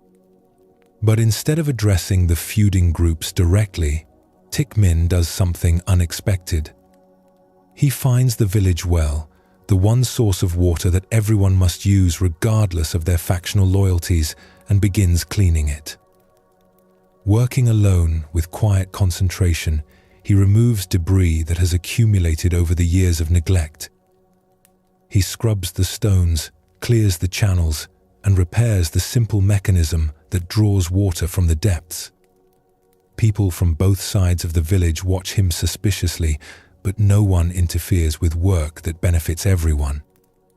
As he works, Thich Min begins speaking, though not to any particular person or group. His voice carries clearly across the small valley, but he seems to be addressing the wind, the mountains, the ancient stones of the well itself. This well has been here for 200 years, he says, continuing his patient cleaning. It has served every family in this village, their parents and grandparents. In times of drought, it has saved lives. In times of plenty, it has been a place where neighbors met and children played. He pauses to examine a worn stone, tracing with his fingers the marks left by countless ropes, drawing countless buckets to the surface. The well doesn't choose which family deserves its water. It doesn't remember old arguments or take sides in disputes. It simply offers what it has to anyone who approaches with respect and need. Several villagers have drawn closer, ostensibly to get water, but actually to hear the strange monk's words. I wonder, Tik Min continues, what this well might teach us about the nature of nourishment. Water taken from here becomes part of every person in the village, regardless of their family name or their grievances. The same water that flows in your body flows in your neighbor's body. How can we be enemies when we are made of the same substance? An old man from one faction mutters loudly enough for others to hear, easy words from someone who doesn't know our history. This monk hasn't lived with the treachery and betrayals we've endured. Tik Min looks up from his work, his eyes meeting the old man's with genuine interest rather than defense. You're absolutely right, grandfather. I don't know your specific history, and I won't pretend that your pain isn't real or justified. Will you teach me about it? The unexpected invitation disarms the old man's aggression. Instead of an argument, he finds himself telling the story of how his family's sheep were stolen 30 years ago, how his accusations were dismissed, how he was humiliated in front of the entire village. As he speaks, other voices join in, first supporting his version, then challenging it, then adding details from their own perspectives. Soon, people from both sides are gathered around the well, all talking at once, each trying to make their case to the patient monk. Tik Min listens to it all without taking sides, without judging who is right or wrong. He simply receives each story with the same attention he gave to cleaning the well, thorough, respectful, caring. When the cacophony finally dies down, he sits quietly for several minutes, allowing the silence to settle like dust after a windstorm. I hear so much pain in these stories, he finally says. Pain from feeling wronged, pain from being misunderstood, pain from losing trust in your neighbors. And I notice that everyone's pain sounds remarkably similar, regardless of which side they're on. A woman from the opposing faction speaks up angrily. How can you say our pain is the same? They started this. They've been nothing but trouble for 30 years. I'm not saying your experiences are identical, Tik Min replies gently. I'm observing that the experience of feeling wronged, of losing trust, of believing others don't understand your perspective, these feelings are universal. The ache in your heart when you feel betrayed is the same ache your neighbors feel when they believe they've been betrayed. He gestures to the clean water now flowing freely from the well. Just as you all share the same water source, you all share the same basic human experiences, the need to be understood, the desire to be treated fairly, the wish to live in peace with your neighbors. These needs don't disappear when conflicts arise. They actually become more urgent. Over the following days, Tik Min continues his work around the village, always finding projects that serve everyone rather than any particular faction. He repairs the bridge that both sides use to reach their fields. He clears paths that benefit all travelers. He tends sick children regardless of their family allegiances. And always, as he works, he speaks, not giving lectures or moral instructions, but simply sharing observations about human nature, about the universality of suffering, about the possibility of healing even the deepest wounds. Gradually, something begins to shift in the village atmosphere. People start seeing Tik Min's work and wondering why they've been so focused on protecting their own interests that they've neglected projects that could help everyone. Children, who naturally gravitate toward the kind monk, begin playing together across factional lines for the first time in years. The turning point comes when a late-season storm damages several houses on both sides of the village divide. Traditionally, Each faction would help only their own members, jealously guarding their resources and labor. But as people assess the damage, they realize that Thich Minh's month of patient example has planted seeds of broader perspective. An elder from one family quietly begins helping repair a roof belonging to their supposed enemies.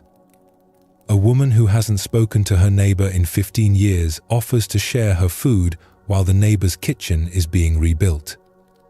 These small acts of crossing boundaries spread like ripples from a stone thrown in still water. Soon, the division between helpers and recipients no longer follows the old factional lines, but simply reflects who needs help and who can provide it. When the storm repairs are complete, the village looks different, not just physically, but spiritually. People are still cautious, still carrying scars from decades of conflict, but something fundamental has loosened in the communal heart. Before leaving, Thich Minh gathers the village around the clean, flowing well for a final teaching.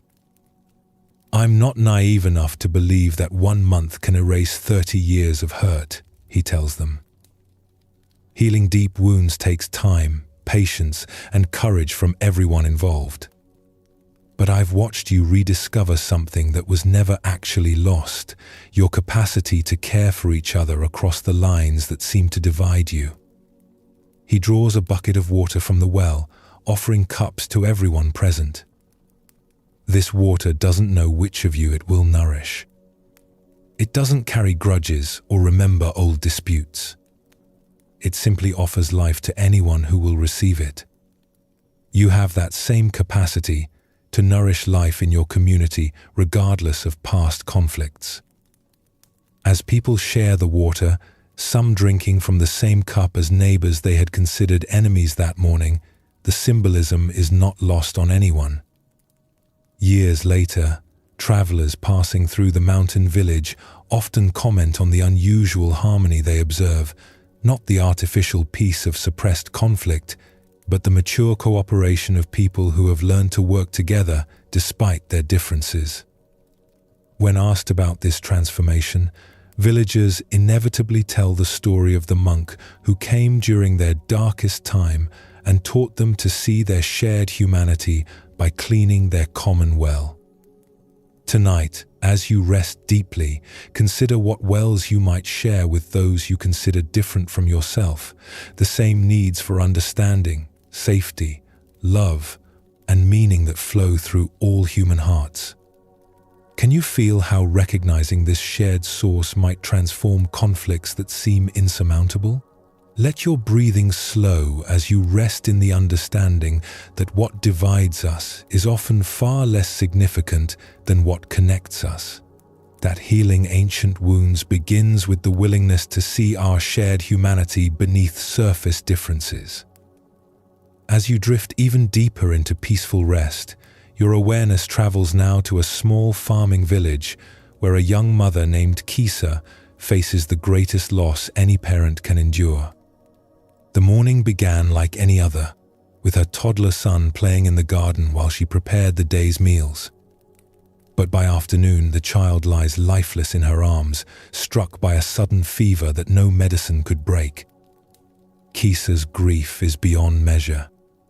She cradles her son's small body, refusing to believe that his bright spirit has departed, refusing to accept that she will never again hear his laughter or feel his small hand in hers. Neighbors gather around her with their own hearts breaking, but their attempts at comfort fall on ears deafened by sorrow. Word of the Buddha's presence in a nearby town reaches the village, carried by a traveler who speaks of the great teacher's wisdom and compassion. Desperate for any possibility of help, Kisa wraps her son in a clean cloth and begins the journey to find this renowned teacher, carrying hope that perhaps his power can restore her child's life. She finds the Buddha sitting beneath a grove of mango trees, surrounded by disciples and local people who have come to hear his teachings. When the crowd sees Kisa approaching with her tragic burden, they part respectfully, their own hearts moved by her obvious anguish. Kisa approaches the Buddha directly, laying her son's body before him with trembling hands. "Master," she pleads, her voice hoarse from crying, "they say you have great powers, that you can heal any sickness. Please, bring my child back to life. He's all I have in this world. Without him, I cannot continue living." The Buddha looks at Kisa with infinite compassion, seeing not just her individual grief, but the universal sorrow that every parent has known since the beginning of time. His response is neither a miracle nor a dismissal, but something more mysterious and ultimately more healing. "Dear woman," he says gently, "I will help your child. But first, I need you to do something for me. Go into the village and bring me a handful of mustard seeds. But you must obtain these seeds only from a household where no one has ever died, where death has never visited, where no one has ever experienced loss." Through her tears, Kisa nods eagerly. This seems like a simple request, and her heart leaps with hope that her child's salvation is near. She leaves him in the Buddha's care and hurries into the town, knocking on the first door she encounters. "Please," she says to the woman who answers, "I need a handful of mustard seeds from a household where no one has ever died." The woman's face fills with understanding and sympathy. "Oh dear, I would gladly give you mustard seeds, but I cannot meet your condition. Just last year, my elderly father passed away peacefully in his sleep. And before that, we lost my husband's mother to a long illness." Kisa thanks her and moves to the next house, then the next, then the next. Each household welcomes her warmly and offers whatever mustard seeds she needs, but none can claim to have been untouched by death. In one home, parents grieve a daughter lost in childbirth. In another, children have lost their grandfather. In every household, she finds the same reality. Death has visited everyone. Loss is the common experience of all families. As the day progresses and Kisa visits house after house, something profound begins to shift in her understanding. She starts truly listening to the stories people share, how this family lost a young father to accident, how that family watched a grandmother slowly fade from illness, how another family still mourns children who died years earlier. With each story, Kisa realizes that her devastating loss, while unique in its specific details, is not unique in its essential nature. Every parent she meets has felt or fears feeling exactly what she feels now. Every household has wrestled with the same impossible questions that torment her. Why did this happen? How can life continue? Where do we find meaning after such loss? But she also notices something else in these conversations. Despite their losses, these families continue to love, to care for living children, to find moments of joy even amid their sadness. Their hearts have been broken, but they have not closed. Their lives have been changed forever, but they have not ended. As evening approaches, Kisa realizes she has visited every household in the village without finding even one that meets the Buddha's condition. She returns to the mango grove, no longer carrying desperate hope for a miracle, but bearing a different kind of understanding. "Master," she says, settling before the Buddha with her son's body still wrapped in her arms, "I could not find a single household untouched by death. Every family has experienced loss. Every parent knows the pain I'm feeling now." The Buddha nods gently. "And what does this teach you, dear woman?" "It teaches me that my suffering, though it feels completely isolating, is actually part of the common human experience. I thought I was alone in this pain, but I see now that grief is something every loving heart must face. She looks down at her son's peaceful face, and for the first time since his death, her tears carry not only sorrow, but also a strange kind of acceptance. My son's death is not a punishment or a cruel exception to how life should be, she continues, her voice gaining strength.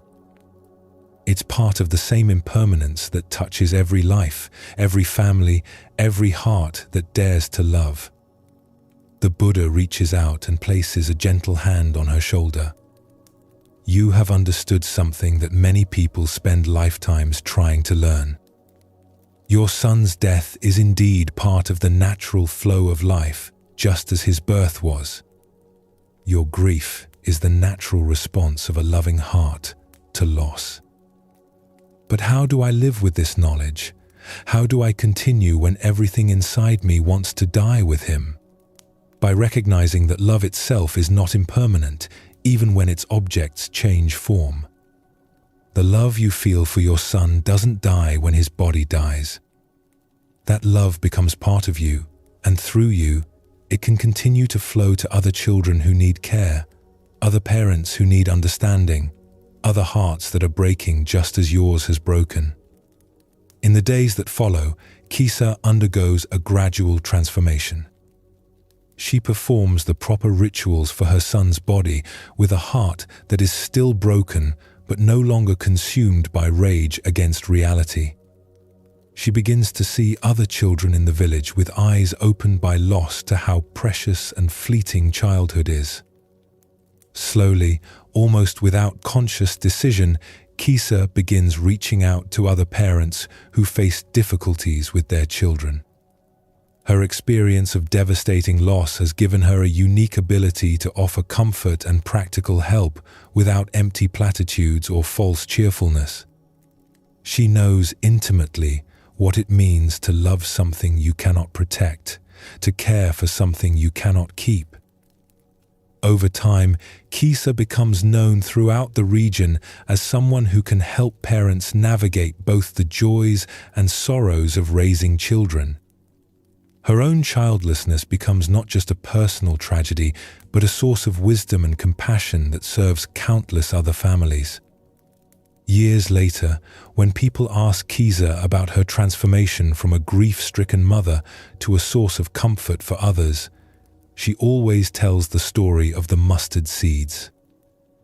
The Buddha's wisdom was not in refusing to help me, she explains, but in showing me that my help lay not in reversing my loss, but in understanding its meaning.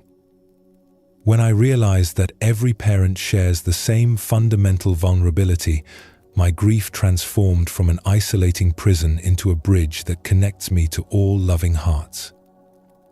She pauses, her face still carrying traces of sorrow, but also a profound peace. My son's death taught me that love is stronger than loss, not because it prevents loss, but because it transforms loss into compassion. The love I could no longer give to him finds expression in caring for other children, other families, other hearts that need what I learned through my breaking. Tonight, as you rest in deep peace, consider how your own experiences of loss or difficulty might become bridges of understanding to others rather than walls that separate you. Can you sense how even your deepest wounds might become sources of healing when approached with wisdom and compassion? Let your breathing slow as you rest in the recognition that no one suffers alone, that every breaking heart joins the vast community of those who have loved and lost and learned to love again in new ways.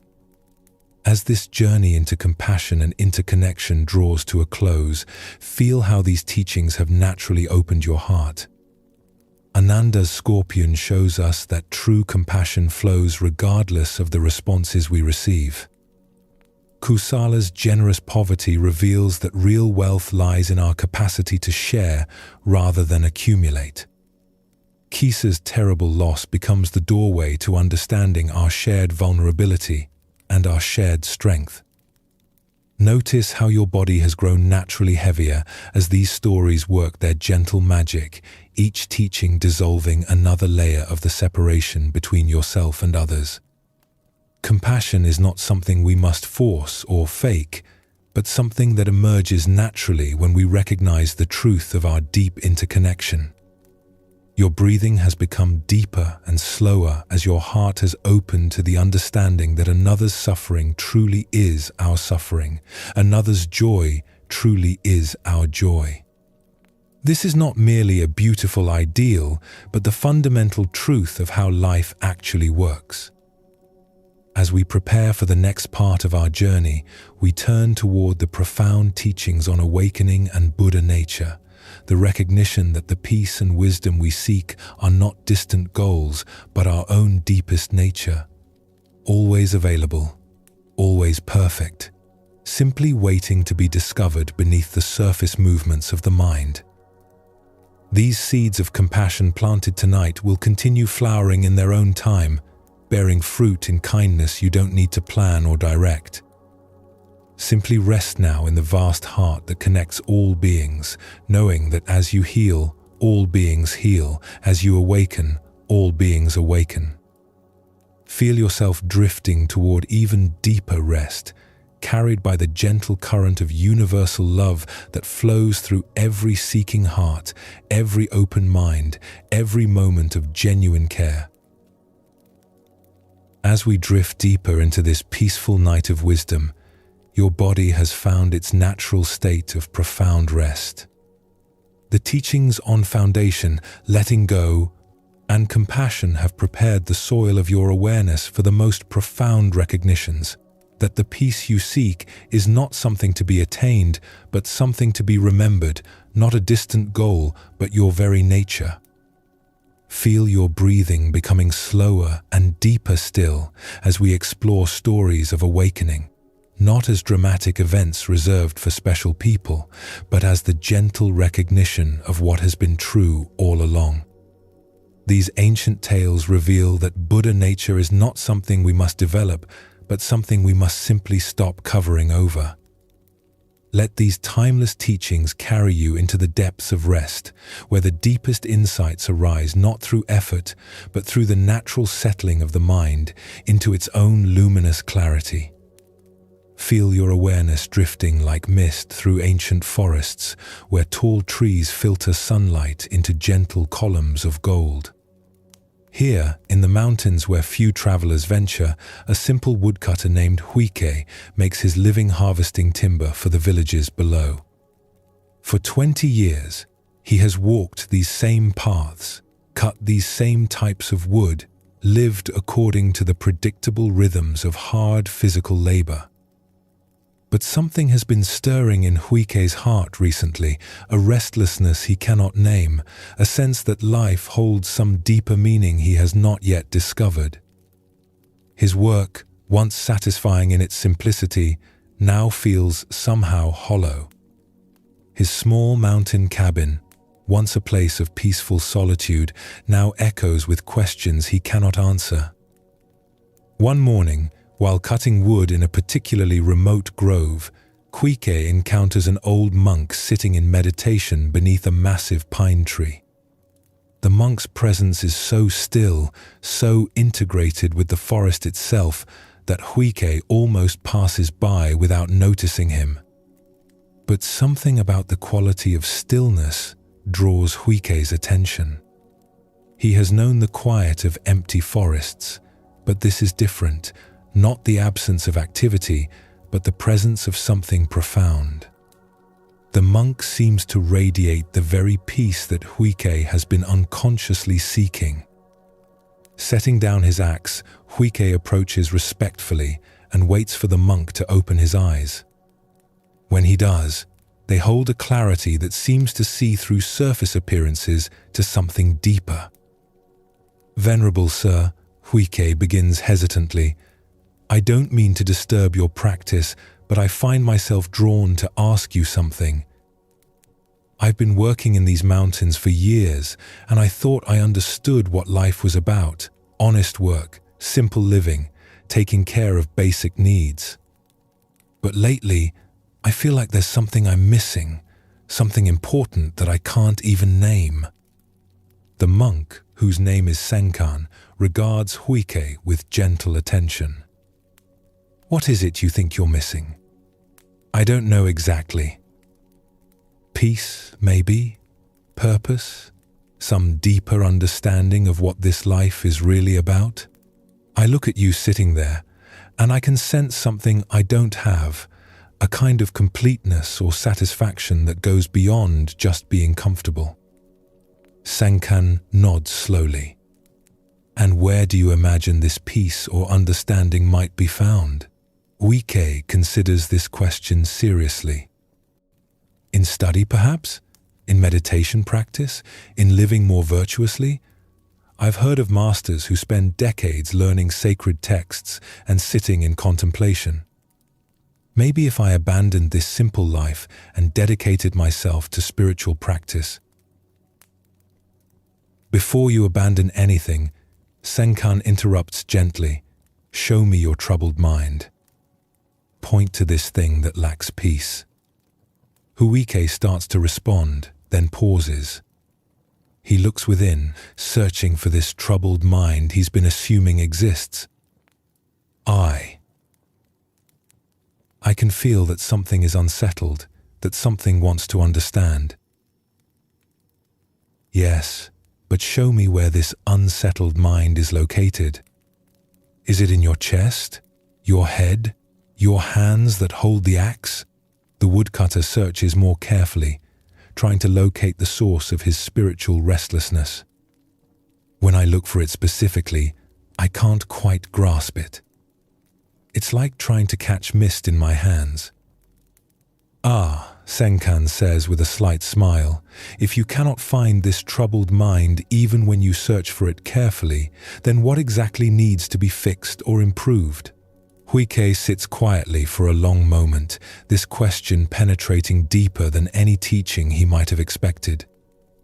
Are you suggesting that the problem I think I have doesn't actually exist? I'm suggesting you investigate your assumptions. You came to me believing you lacked something, peace, understanding, purpose. But when I ask you to show me exactly what is lacking, can you find it? The woodcutter continues his inner searching, and a strange thing begins to happen. The more he looks for what is wrong, the less substantial his dissatisfaction becomes. It's peculiar, he admits. When I'm not looking for what's missing, I feel its absence strongly. But when I try to locate it precisely, it seems to dissolve. And right now, in this moment of looking, what is your experience? Huike turns his attention to his present moment experience with a quality of attention he's never applied before. Right now, I notice the warmth of sunlight on my face, the sound of wind in the pine needles, the solid feeling of earth beneath me. My breathing is calm, my body relaxed. There's an awareness present that seems quite peaceful, actually. This awareness that notices the sunlight and wind and earth, is this awareness troubled? Does it lack anything? Something begins to dawn in Huike's understanding, like sunrise gradually illuminating a landscape that was always there but hidden in darkness. The awareness itself seems complete. It's not looking for anything or wanting to be different. It's just aware, just present. This awareness that is naturally present, naturally peaceful, this is what you've been seeking in complicated spiritual practices and distant teachers. This is what the Buddha pointed to as our original nature, not something to be developed, but something to be recognized. Huike feels a shift so subtle yet profound that he can barely believe its simplicity. You mean the peace I was looking for has been here all along? I've been like someone searching everywhere for spectacles that are sitting on their own nose? Senkan chuckles softly. Precisely. The Buddha nature, the awakened awareness that all the scriptures describe, this is not something foreign to you that must be imported from outside. It is the very consciousness through which you see the forest, hear the birds, feel your own aliveness. But then why did I feel so restless, so sure something was missing? Because you became identified with thoughts and feelings that arise within awareness rather than resting as awareness itself. It's like mistaking the clouds for the sky or the waves for the ocean. The clouds come and go, but the sky remains clear. The waves rise and fall, but the ocean is undisturbed. As this understanding settles in, Huike notices his perception of everything around him seems subtly transformed. The trees are still trees, the work of woodcutting is still work, but there's a quality of presence underlying it all that he had somehow been overlooking. So I don't need to abandon my life and become a monk, he asks. Buddha nature expresses itself as readily through honest work as through formal meditation. The key is recognizing that the awareness within which work happens is already awake, already free, already complete. Whether you're cutting wood or sitting in meditation, the same unconditioned awareness is present. Huike sits quietly, absorbing this teaching. It seems almost too simple. The most profound truths usually are. We complicate them by believing that something so accessible couldn't possibly be what we're looking for. We assume awakening must be dramatic, difficult, special. But consciousness itself is the most ordinary thing in the world, so ordinary we overlook it completely. Over the following days, Huike continues his woodcutting with a completely different quality of attention. Instead of working mechanically while his mind churns with restless thoughts, he finds himself naturally present to each swing of the axe, each step along the forest paths, each moment of rest between tasks. The work doesn't become any easier physically, but it no longer feels hollow or meaningless. There's a quality of meditation present in each activity when performed with awareness rather than mere habit. The peace he was seeking reveals itself not as something to be attained through spiritual effort, but as the natural state of consciousness when not clouded by the search for something better.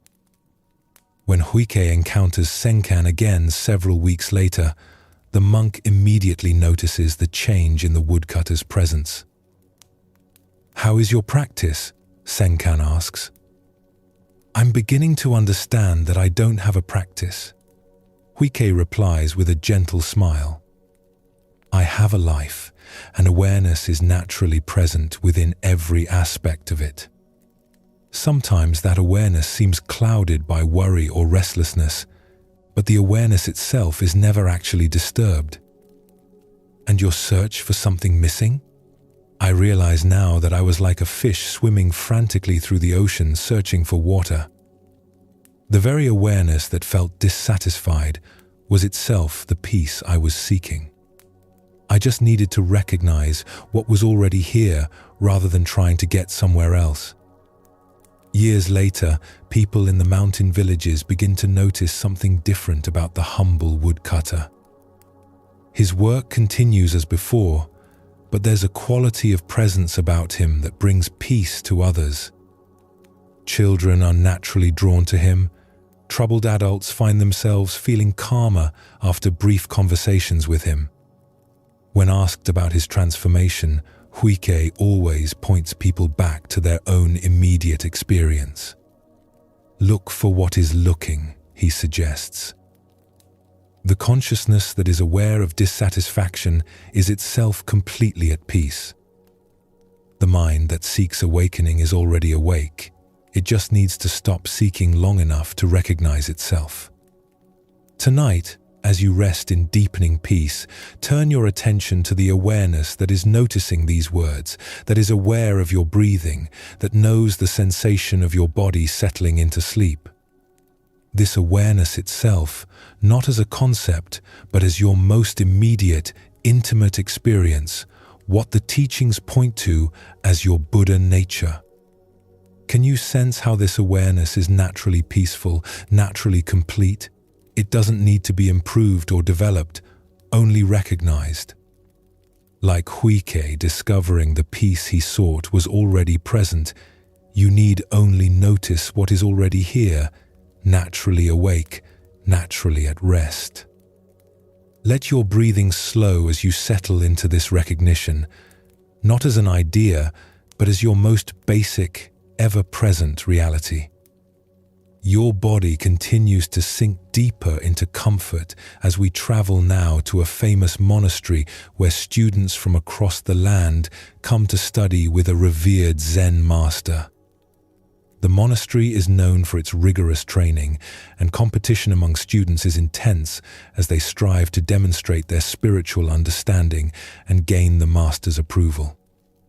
Among these students is a young monk named Shengshu, whose intelligence and dedication have earned him recognition as the most promising disciple.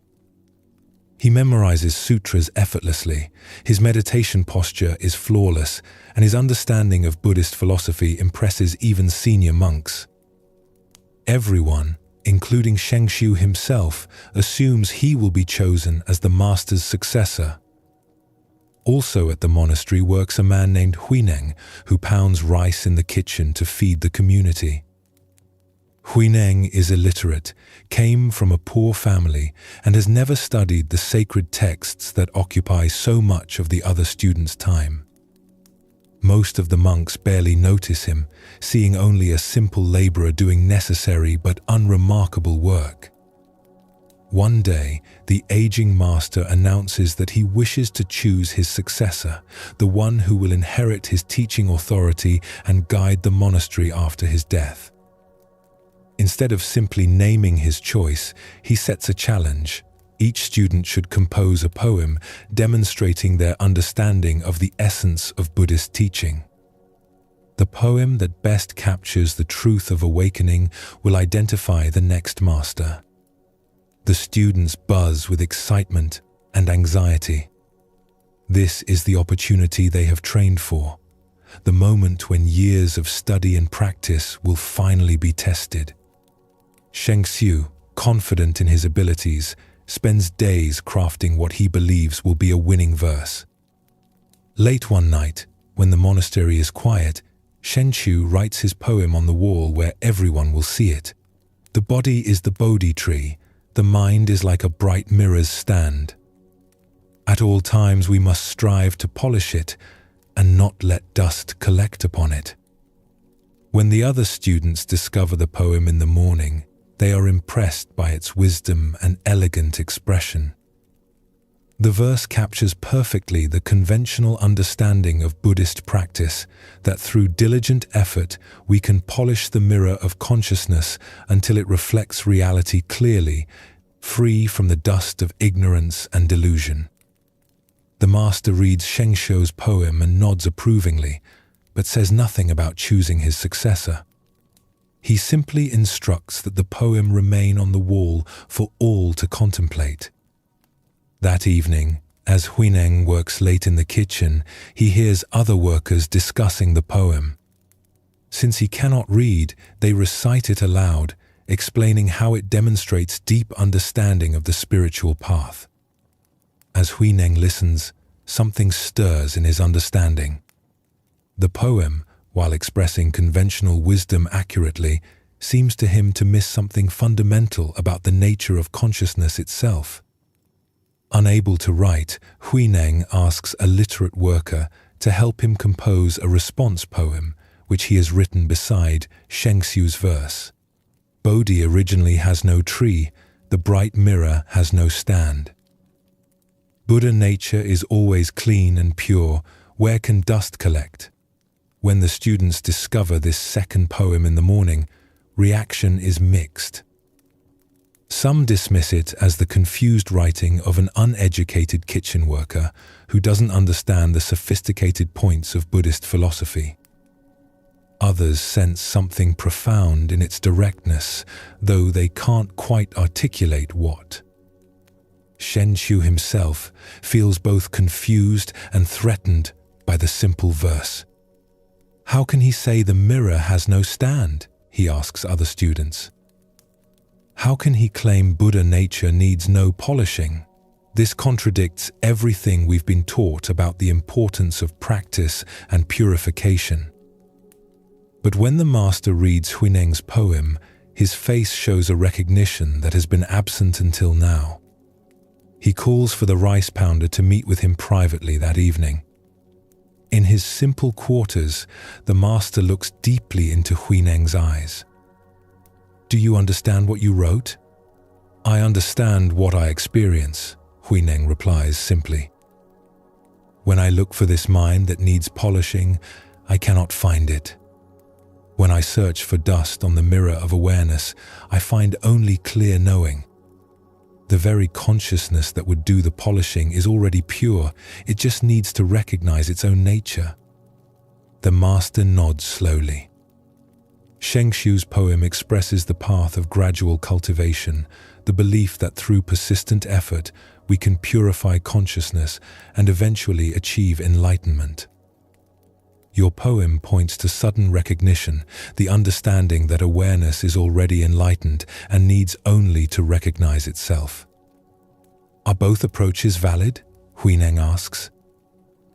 "Both have their place in helping people according to their temperament and understanding. But your poem points to something more fundamental. Tell me, when you pound rice in the kitchen, what is your experience? There is the rhythm of the pestle, the texture of the grain, the sensation of physical effort. But underlying all of this is a knowing presence that is simply aware of everything arising and passing away.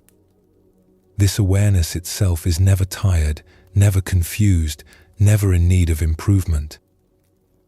And this awareness, is it different when you're working than when you're resting? The contents of awareness change. Sometimes there's work, sometimes rest, sometimes thoughts, sometimes silence.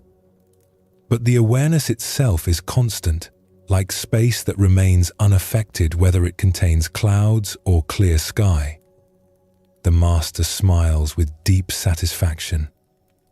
You have recognized what many students miss after decades of study. Buddha nature is not something to be developed through practice, but something to be acknowledged as already present.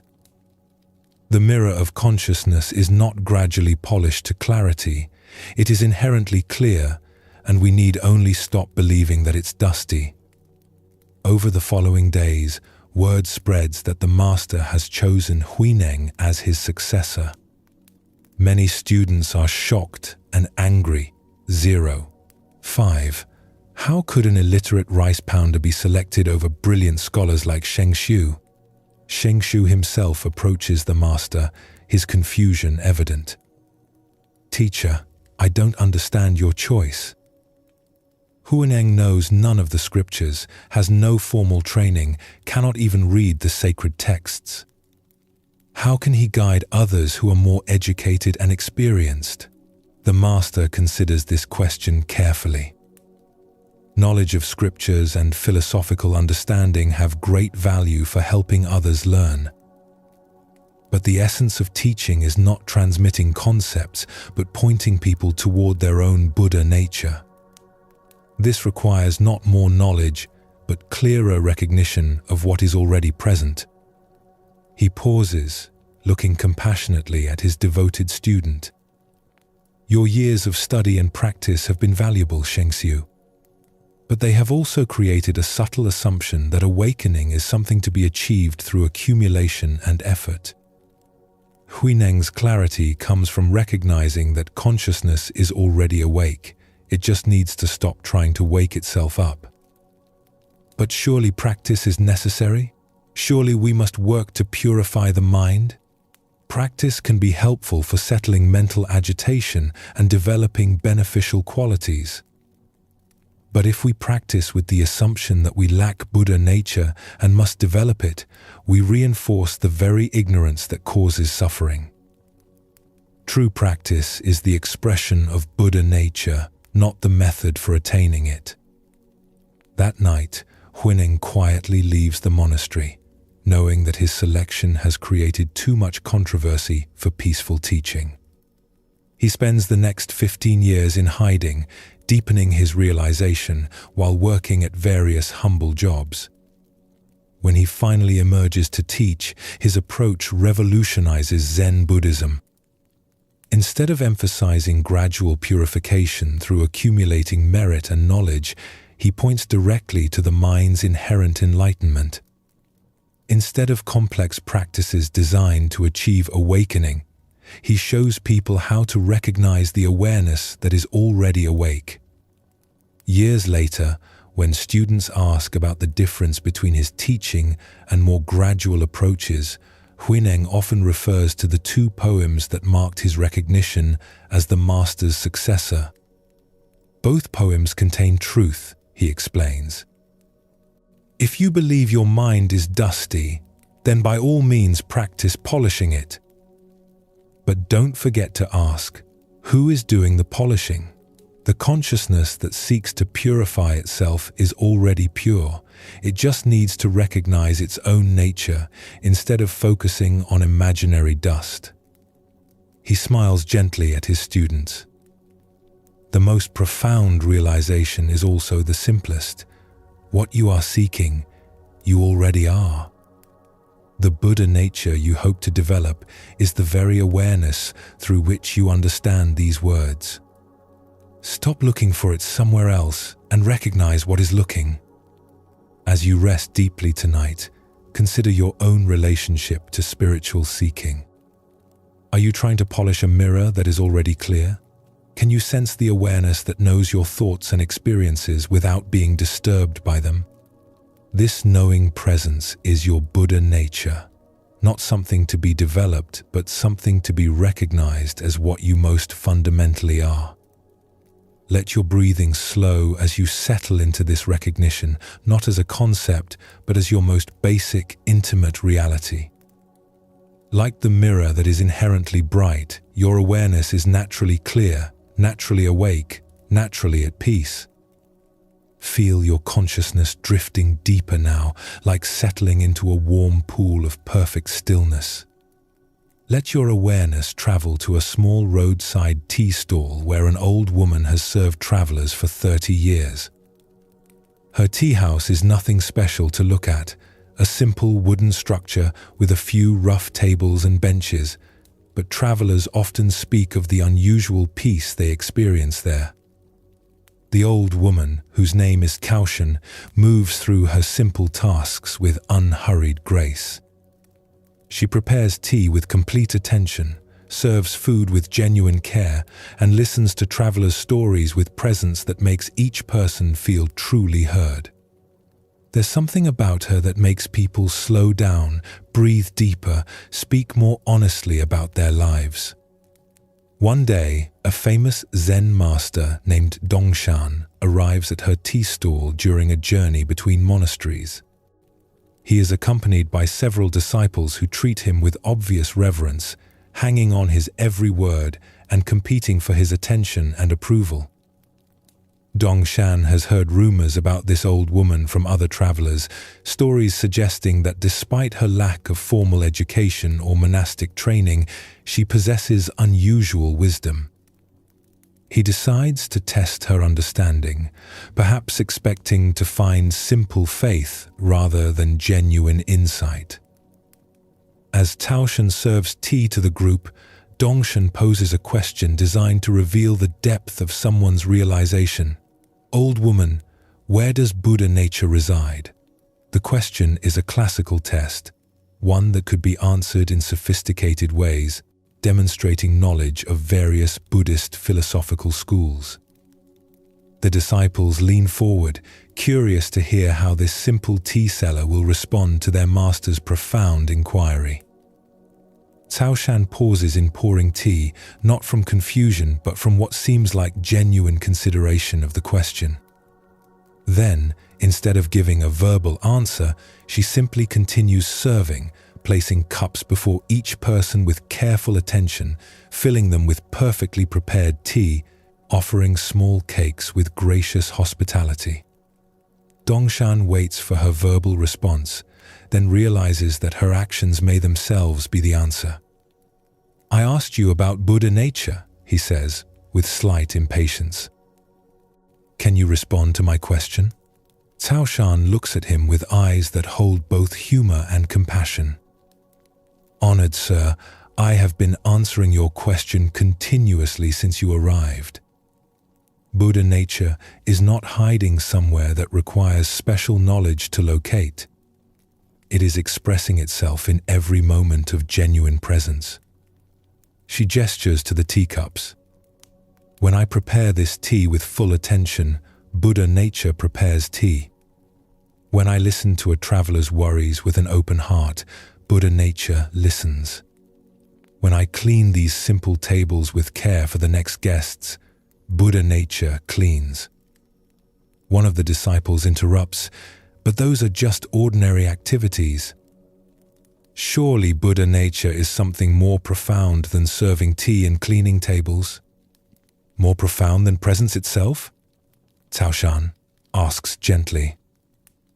More profound than the consciousness that knows and cares and responds appropriately to each situation? What could be more profound than awareness expressing itself as ordinary kindness? Dongshan, beginning to sense that he's encountering genuine wisdom rather than simple faith, presses further. But how do you know you've realized Buddha nature? What confirms your understanding? Instead of answering directly, Cao Shan asks him, when you drink this tea, who tastes it? I do, of course. And this eye that tastes, can you show me where it exists? Is it in your mouth, your mind, your body? Dongshan considers this question, recognizing it as a pointing toward the non-dual nature of experience. The eye that tastes cannot be located as a separate entity from the tasting itself. Exactly. And this non-separate awareness that knows the taste without being different from the tasting, this is what expresses itself when I serve tea, when you drink it, when birds sing in the trees outside. There is no Buddha nature separate from the natural functioning of consciousness in each moment. She refills his cup with the same careful attention she's given throughout their conversation. You ask how I know I've realized Buddha nature. The question assumes Buddha nature is something to be possessed or achieved. But Buddha nature is what asks the question, what hears the response, what understands or doesn't understand the teaching. One of the younger disciples, clearly struggling with this non-conceptual approach, asks, then why do we need meditation? Why study scriptures? Why practice at all if Buddha nature is already functioning? Cao Shan smiles warmly at the young man. Practice can be wonderful for settling mental agitation and developing helpful qualities. But the most important practice is recognizing what is already present rather than trying to achieve something that isn't here yet.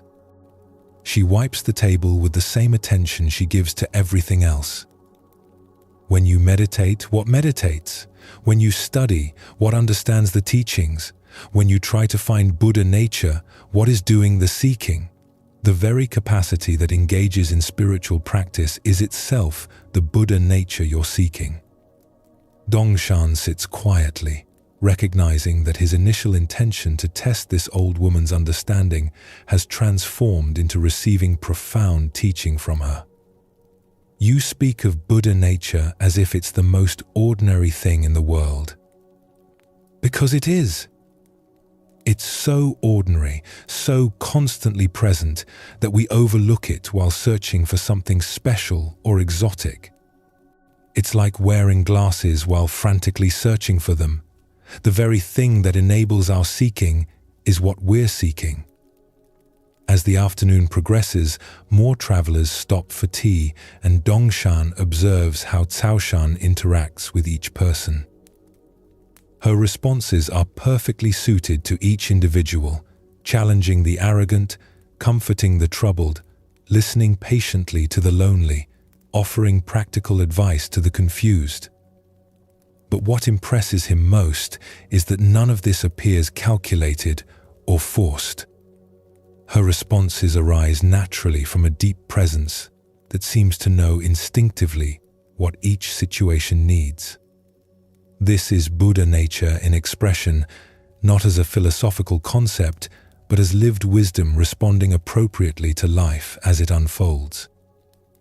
When Dongshan and his disciples prepare to leave, he bows deeply to Caoshan, a gesture of respect that surprises his students who have never seen their revered master bow to a layperson. "Thank you for this teaching," he says sincerely. "You have shown me that realization is not about achieving special states or accumulating spiritual knowledge, but about recognizing the natural awareness that is always present, always responding, always complete." Caoshan bows in return. "You honor me, Master." But remember, the Buddha nature that received this teaching is the same Buddha nature that gave it. There is only one consciousness expressing itself as teacher and student, question and answer, seeking and finding.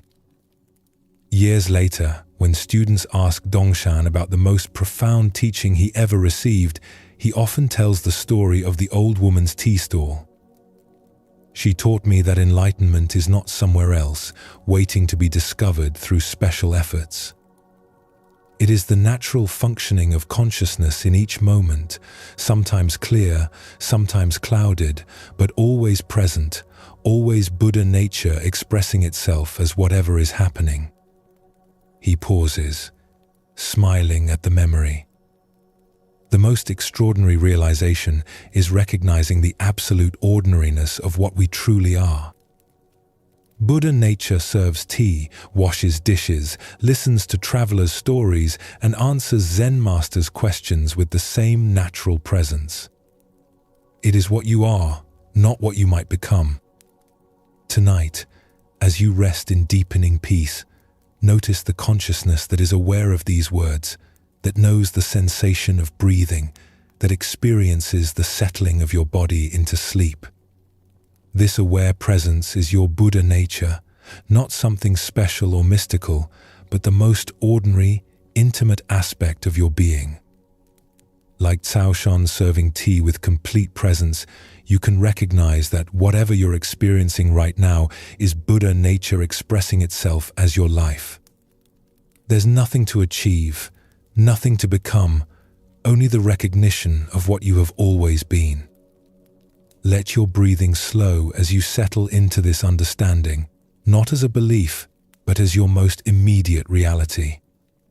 The awareness that knows these words is the same awareness the Buddha recognized, the same consciousness that all teachings point toward. It has been with you always, will remain with you always, is in fact what you most essentially are. As your body grows heavier and your breathing naturally slows, let your awareness drift to a prosperous trading city where merchants from distant lands gather to exchange goods. Among them is a successful trader named Vimaladatta, whose wealth has grown substantially over the years through careful planning and shrewd business decisions. Yet, despite his material success, Vimaladatta finds himself troubled by strange dreams that have been recurring for months. In these dreams, he sees himself as different people, sometimes a poor farmer struggling with drought, sometimes a sick beggar pleading for help, sometimes a grieving mother, sometimes even animals fleeing from hunters. Each dream is vivid and emotionally intense. He feels the farmer's desperation as crops fail, experiences the beggar's humiliation when people turn away, suffers the mother's heartbreak over a lost child.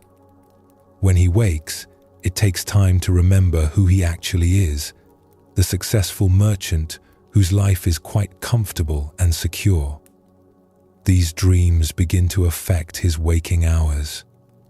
He finds himself wondering about the experiences of people he encounters in his business, the laborers who carry his goods, the servants in his household, even the animals that transport his merchandise. Previously, he had seen them simply as part of the machinery of commerce. Now, he wonders what their inner lives are like, what fears and hopes they carry. Disturbed by these unusual dreams and the questions they raise, Vimaladatta seeks out a wise teacher who is known for understanding the deeper meanings of such experiences. The teacher, an elderly monk named Asanga, listens carefully as Vimaladatta describes his nightly visions. "Master," Vimaladatta concludes, "these dreams feel more real than my waking life sometimes. I'm beginning to question which experience represents my true identity, the successful merchant I appear to be during the day, or these various suffering beings I become in my dreams." Asanga considers this question thoughtfully. "Tell me, during your dreams, do you doubt that you are the farmer, the beggar, the grieving mother, or do those experiences feel completely real and immediate?" "They feel absolutely real. When I'm the farmer, I have no doubt that farming is my life, that the drought threatens everything I've worked for. When I'm the beggar, I know with complete certainty that this is my reality, that I depend on others' charity to survive. And when you wake up as the merchant, which identity feels more true?" Vimaladatta pauses, recognizing the depth of this question. Initially, the merchant identity feels more real because it's continuous, more familiar. But as the day progresses and I remember the intensity of the dream experiences, I start wondering if they're revealing something about reality that my ordinary consciousness doesn't perceive. "What if both experiences are dreams?" Asanga suggests gently. "What if the consciousness that experiences itself as a merchant is the same consciousness that experiences itself as a farmer or beggar, just wearing different costumes in different plays?" "You're suggesting that my merchant identity is also a kind of dream?" "Not exactly. I'm pointing to something more fundamental. There is awareness that knows the merchant's experience, awareness that knows the farmer's experience, awareness that knows the beggar's experience. This knowing consciousness itself, what is its identity?" Vimaladatta searches within for this awareness that Asanga is pointing toward. The awareness that knows all these different experiences. It doesn't seem to have a fixed identity. It's present in all of them, but it isn't limited to any of them. Exactly. This consciousness that can experience itself as merchant or farmer, human or animal, happy or suffering, this is what Buddhist teaching calls Buddha nature. It's the pure awareness that can take on any identity while remaining essentially unchanged. As this understanding begins to settle, Vimaladatta looks around the teacher's simple room with different eyes. "Are you suggesting that the same consciousness that's aware through my experience is also aware through your experience? That we're somehow the same awareness wearing different forms? What does your own investigation reveal? When you look deeply at the consciousness that knows your thoughts and experiences, and when you imagine the consciousness that knows my thoughts and experiences, can you find any essential difference between them?" Vimaladatta contemplates this question, and gradually a profound recognition begins to dawn. It's like. If consciousness is like space, then individual identities are like different rooms built within that space. The rooms have different contents, different purposes, but the space itself is continuous throughout. That's a helpful metaphor. The space of consciousness is not divided by the walls of individual identity, even though it appears from within each room as if the walls create real separation. Over the following weeks, as this understanding deepens, Vimaladatta finds his dreams becoming less disturbing and more illuminating. Instead of feeling confused about which identity is real, he begins to recognize that all identities are temporary expressions of the same fundamental awareness. This recognition transforms how he conducts his business. When he looks at his employees, he no longer sees separate individuals whose welfare is unrelated to his own. He recognizes the same consciousness looking back at him through different eyes, experiencing life through different circumstances. His treatment of workers improves dramatically, not because he forces himself to be more ethical, but because he naturally wants to alleviate suffering when he recognizes it as his own suffering appearing in different forms. His business practices become more generous and fair, not from external obligation, but from internal recognition of unity.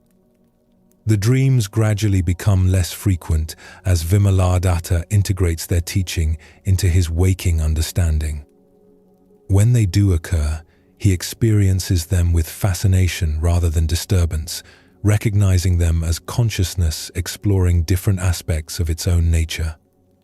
One day, months later, Vimaladatta returns to visit Asanga and share how his life has transformed. "The dreams taught me something I couldn't learn any other way," he explains. "They showed me that individual identity is much more fluid and temporary than I believed. The consciousness that experiences life as me is the same consciousness that experiences life as everyone else. And how has this recognition affected your daily life? Everything is the same and completely different simultaneously. I still conduct business, still live in my house, still have the same personality and preferences. But there's an underlying recognition that these are temporary expressions rather than my ultimate identity." Vimaladatta pauses, watching birds through the window. "Most remarkably, I feel less separate from others and from life itself. When I help someone, I experience it as consciousness helping itself. When I see beauty in nature, it's consciousness appreciating its own expression. Even when I witness suffering, there's a quality of intimacy with it that wasn't there before. This is the awakening that Buddha nature makes possible," Asanga confirms. Not escaping from individual life, but recognizing that individual life is Buddha nature temporarily experiencing itself in particular forms. The merchant, the farmer, the beggar, all are Buddha nature exploring different aspects of existence.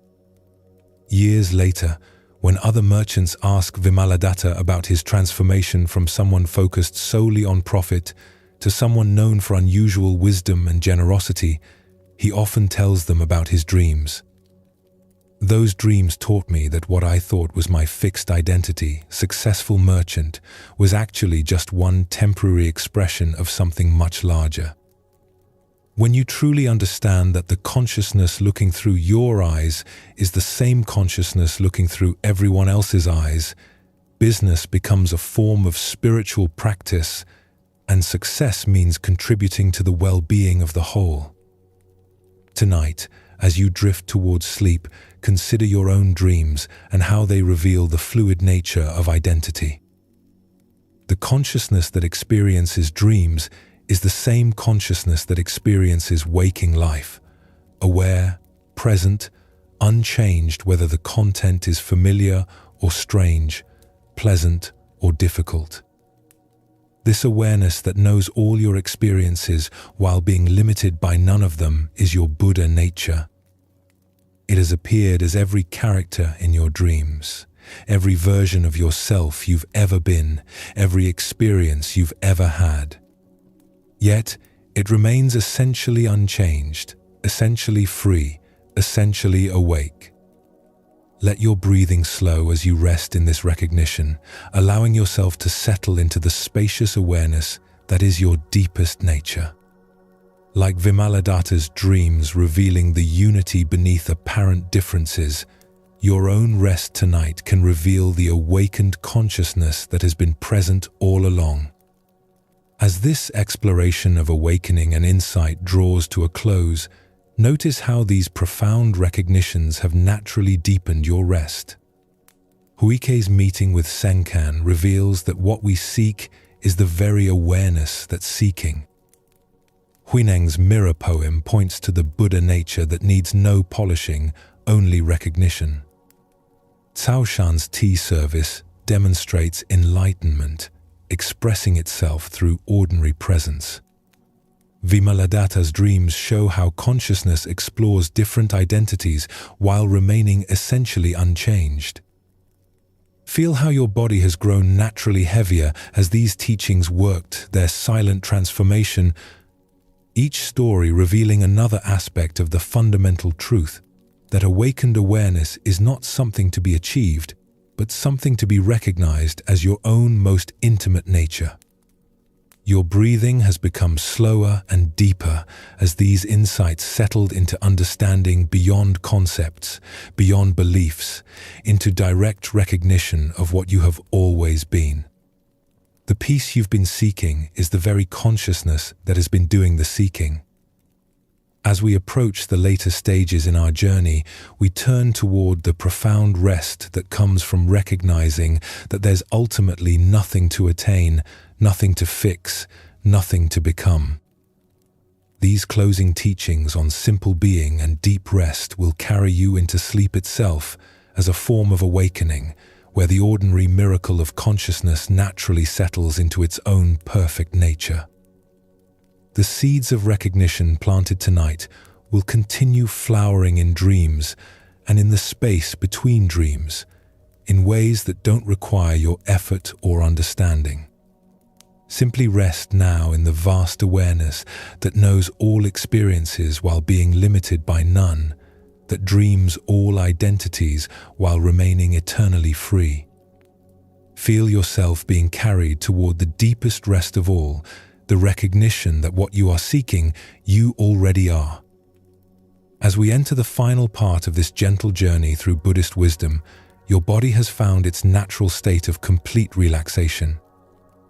The teachings on foundation, letting go, compassion, and awakening have prepared your heart and mind for the deepest rest of all, the recognition that you need do nothing more than simply be. Feel your breathing becoming so slow and deep that it seems to breathe itself. We explore now the profound rest that comes from understanding that you are already perfect as you are, that this moment is already complete, that the peace you've been seeking has been here all along, waiting for you to stop searching and simply arrive. Let these final teachings carry you into sleep itself as a form of awakening, where consciousness naturally returns to its source, where all seeking dissolves into the perfect stillness of simply being. In the misty mountains of ancient China, where clouds drift between peaks like slow thoughts across a vast mind, there lived a monk whose reputation puzzled everyone who heard of him. Unlike other renowned teachers known for their brilliant teachings or miraculous powers, Master Lazy Cloud was famous for doing nothing at all. His small hermitage, perched on a cliff overlooking a valley of pine trees, contained the barest essentials: a sleeping mat, a teapot, a few simple robes. No impressive library of sacred texts, no elaborate altar, no stream of pilgrims seeking wisdom. Just one old monk who seemed to spend his days sitting quietly, watching clouds drift across the sky. Word of this unusual teacher reached a young monk named Fayan, whose head was full of questions about Buddhist practice and philosophy. Fayan had studied with several masters, accumulated extensive knowledge of scriptures, and developed considerable skill in meditation. Yet, despite all his learning and practice, he felt no closer to the peace that all the teachings promised. Convinced that Master Lazy Cloud must possess some secret teaching hidden beneath his apparent inactivity, Fayan made the difficult journey up the mountain path to the hermitage. He found the old master exactly as described, sitting peacefully on his porch, apparently doing nothing but watching the play of light and shadow across the valley below. "Master," Fayan said, bowing respectfully, "I have traveled far to receive your teaching. I've studied extensively, but still haven't found the true peace that Buddhism promises. What special practice or insight can you share that will finally bring me to enlightenment?" Lazy Cloud looked at the earnest young monk with gentle eyes that held neither urgency nor laziness, just a quality of restful attention. "I don't teach anything special," he replied simply. "I just sit here and watch the clouds." Feiyan waited for more. Surely this was just the beginning of a profound teaching that would unfold into complex wisdom. But the master simply returned his attention to the sky, where white clouds drifted slowly across the blue vastness. "But master," Feiyan persisted, "surely there must be more to your practice than just watching clouds. What meditation techniques do you use? What scriptures do you study? How do you cultivate wisdom and compassion?" "When I'm hungry, I eat," Lazy Cloud responded without shifting his gaze from the sky. "When I'm tired, I sleep. When the sun shines, I enjoy warmth. When it rains, I listen to the sound of water on the roof. What else is there to cultivate?" Feiyan felt frustrated by these simple responses that seemed to offer no practical guidance. But what about the noble truths? What about the eightfold path? What about all the teachings that show us how to overcome suffering and achieve liberation? Now, Lazy Cloud did turn to look at the young monk, his face holding both compassion and gentle amusement. "Are you suffering right now, in this moment?" Feiyan automatically started to list his concerns, his spiritual progress, his unanswered questions, his desire for deeper realization, then paused to actually check his present moment experience. Sitting on the peaceful porch, breathing the clean mountain air, surrounded by natural beauty, what suffering could he actually locate? Well, I suppose right now I feel quite peaceful, actually. But I know suffering will return when I encounter difficult circumstances or when my mind becomes agitated again. And when that happens, will you still be sitting here breathing mountain air? No, I'll be somewhere else, in different circumstances, with different thoughts and feelings. So you want to solve the problems of imaginary future moments while missing the peace of this actual moment? Something in this question stopped Feiyan's mental momentum completely. He had indeed been so focused on preparing for hypothetical future difficulties that he was overlooking the natural ease available right now. But surely we must prepare for challenges. Surely we must develop wisdom and strength through practice to handle whatever life brings. Lazy Cloud nodded slowly. When challenges come, we respond to them. When practice is needed, we practice. When wisdom is required, it arises naturally from presence. But trying to solve tomorrow's problems with today's worry only creates unnecessary suffering in a moment that might otherwise be peaceful. As the afternoon progressed, Feiyan gradually stopped asking questions and began simply sitting with the master in comfortable silence. The urgency to understand something complex or achieve something special slowly faded, replaced by an appreciation for the simple fact of being alive, aware, and present on a beautiful mountainside. When the sun began to set, painting the sky in soft colors, Lazy Cloud prepared simple tea and shared it with his guest. The tea was nothing extraordinary, just hot water poured over plain leaves, but somehow it tasted perfect, exactly right for this moment, this place, this simple exchange between two human beings. "Master," Feiyan said quietly, "I'm beginning to understand something, but I can't quite put it into words." "The most important understanding usually can't be put into words," Lazy Cloud replied. "Words are useful for pointing toward truth, but they can also distract us from experiencing it directly. What I'm sensing is that I've been making enlightenment into something complicated that requires special effort and achievement, when actually it might be as simple as this. Just being present, just responding naturally to whatever is happening. What do you think Buddha nature is doing when you watch these clouds drift across the sky? Feiyan considered this question, letting his attention rest in the simple act of seeing. Buddha nature is watching clouds? Is there any difference between Buddha nature watching clouds and you watching clouds? Is there some separate entity called Buddha nature that must be achieved or developed? Or is Buddha nature simply the natural awareness that knows these colors, shapes, and movements? A profound simplicity began to dawn in Feiyan's understanding. You're saying that what I am right now, in this ordinary moment of awareness, is already Buddha nature expressing itself? What else could it be? The consciousness that sees beauty in the sunset, that appreciates the warmth of tea, that naturally feels compassion for others' suffering, this is Buddha nature. Not something you need to develop or achieve, just something you need to recognize and trust. That evening, as they prepared for sleep, Feiyan realized he felt more genuinely peaceful than after years of intensive practice and study. Not because he had gained something new, but because he had stopped trying to be different from what he naturally was.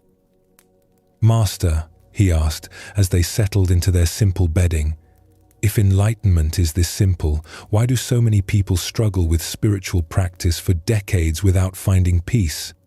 Lazy Cloud's voice came softly through the darkness. "Because they don't trust their own Buddha nature.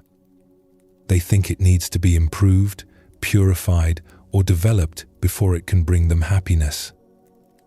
But Buddha nature is already perfect, already peaceful, already present.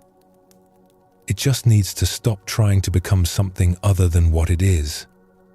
The sound of wind through pine trees filled the comfortable silence between them.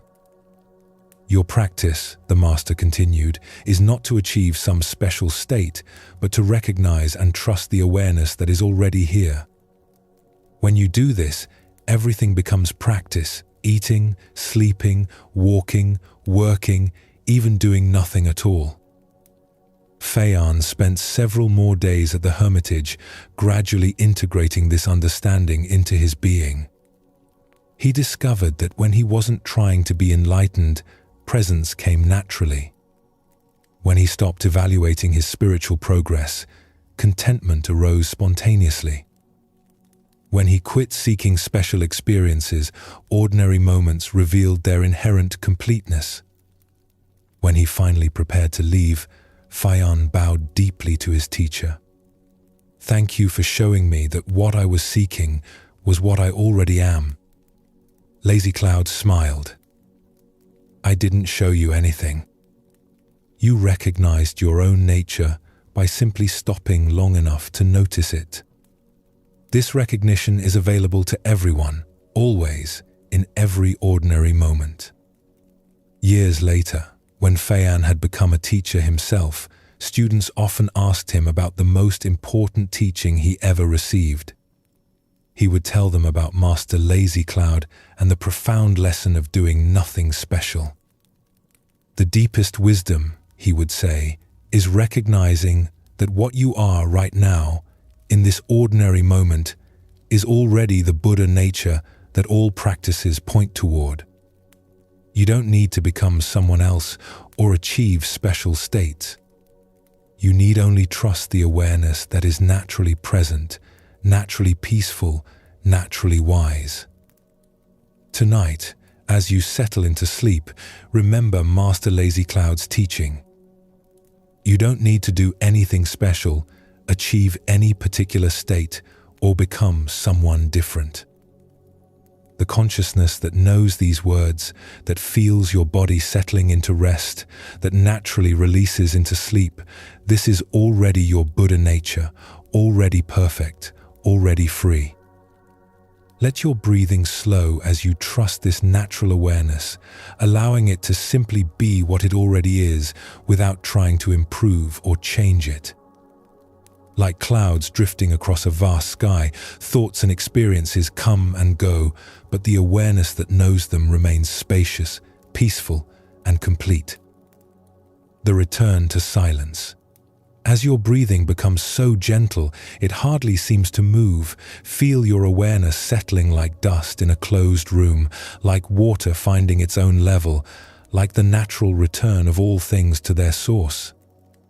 We come now to the end of our journey through Buddhist wisdom, but this ending is really a beginning, the recognition that all seeking eventually leads back to the simple silence from which all experience emerges. In this final story, there is no story, only the vast spaciousness of awareness itself, tired of wearing costumes, ready to rest in its own boundless nature. Like the Buddha sitting under the Bodhi tree, you too can rest in the understanding that there's ultimately nowhere to go and nothing to achieve. Feel your body becoming so relaxed that it seems to merge with whatever supports it. Your breath so slow and natural that it breathes itself. Your mind so peaceful that thoughts arise and dissolve like bubbles in champagne, leaving only the clear awareness that has been present throughout all our stories, all our seeking, all our finding. This awareness that has listened to teachings about foundation and letting go, that has opened to lessons on compassion and recognition of Buddha nature, this same awareness now prepares to rest in its own source. Like a river finally reaching the ocean, it was always flowing toward. In this deep rest, there's no need to remember any teaching, no effort to maintain any particular state of mind. Just as the body naturally knows how to sleep without instruction, consciousness naturally knows how to rest in its own perfect stillness. The monastery bells that called us to mindful presence, the gardens that taught us acceptance, the mirrors that showed us our original face, the wells that revealed our interconnection, all of these were nothing more than consciousness recognizing itself in different forms, awareness playing at being a student, discovering what it has always known. Now, as sleep approaches like a gentle tide, all the characters in our stories, the monks and masters, the seekers and finders, the struggling and the awakened, all reveal themselves as temporary expressions of the one consciousness that you are, that you have always been, that you could never not be. The woodcutter who found peace in simple work, the merchant who discovered wealth in sharing, the mother whose grief became compassion, the student whose seeking dissolved into recognition, all were the play of your own Buddha nature, exploring different aspects of its infinite nature. And now, like a master storyteller who has finished the evening's tales, consciousness prepares to rest in the silence from which all stories arise. Not the absence of awareness, but awareness so complete, so natural, so effortless that it needs no object, no experience, no story to confirm its existence.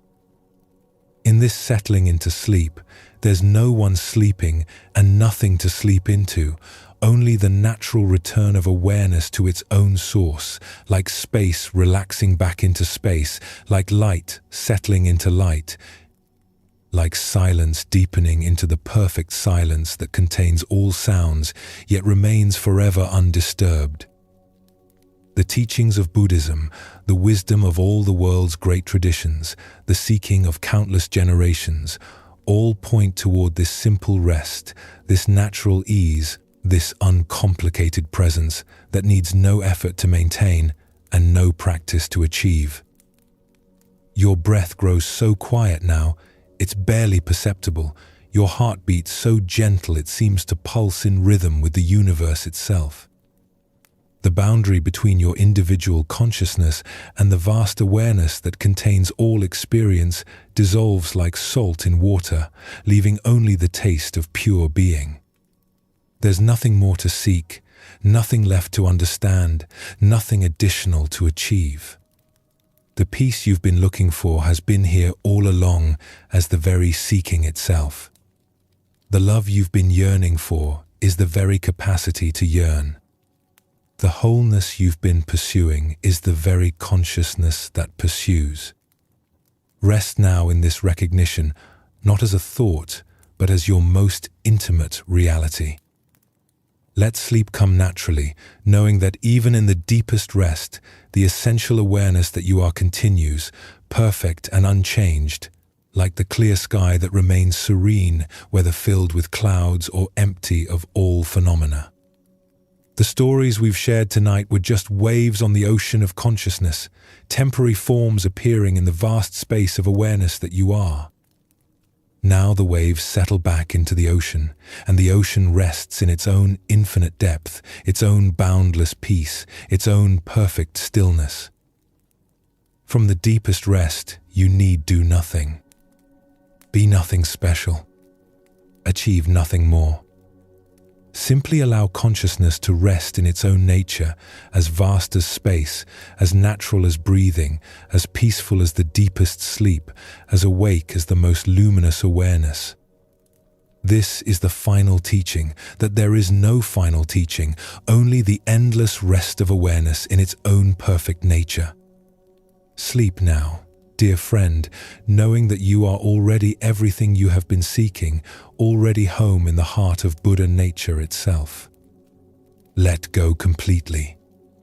Trust the natural wisdom of consciousness as it settles into its own source. Rest in the peace that passes all understanding, the silence that contains all sounds, the stillness that is never disturbed by any movement. You are home. You have always been home. Sleep in the perfect peace of recognition, wrapped in the boundless love that is your own deepest nature, cradled in the infinite awareness that you are and have always been. All is well. All is perfect. All is complete. Rest now in the silence that has no beginning and no end, the peace that is your birthright, the love that is what you are. Sleep peacefully, knowing that when you wake, you will still be the same Buddha nature that is settling into rest right now, perfect, whole, and naturally free, just as you have always been. Final integration.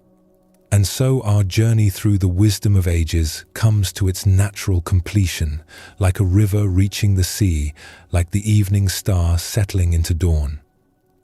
3 hours of gentle teachings have washed through your awareness, each story a doorway opening to the same eternal truth that what you seek, you already are. From our first encounter with the monastery bell that taught us about the natural peace of awareness, to this final settling into the silence from which all wisdom emerges, every teaching has pointed to the same recognition. Your Buddha nature is not something to be attained, but something to be remembered, not a distant goal, but your most intimate reality.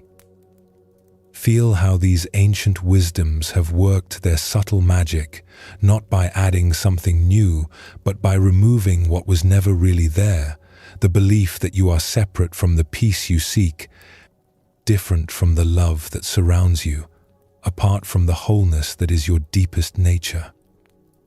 Your body rests now in complete ease, your breath flows with natural rhythm, your mind settles into its own luminous clarity.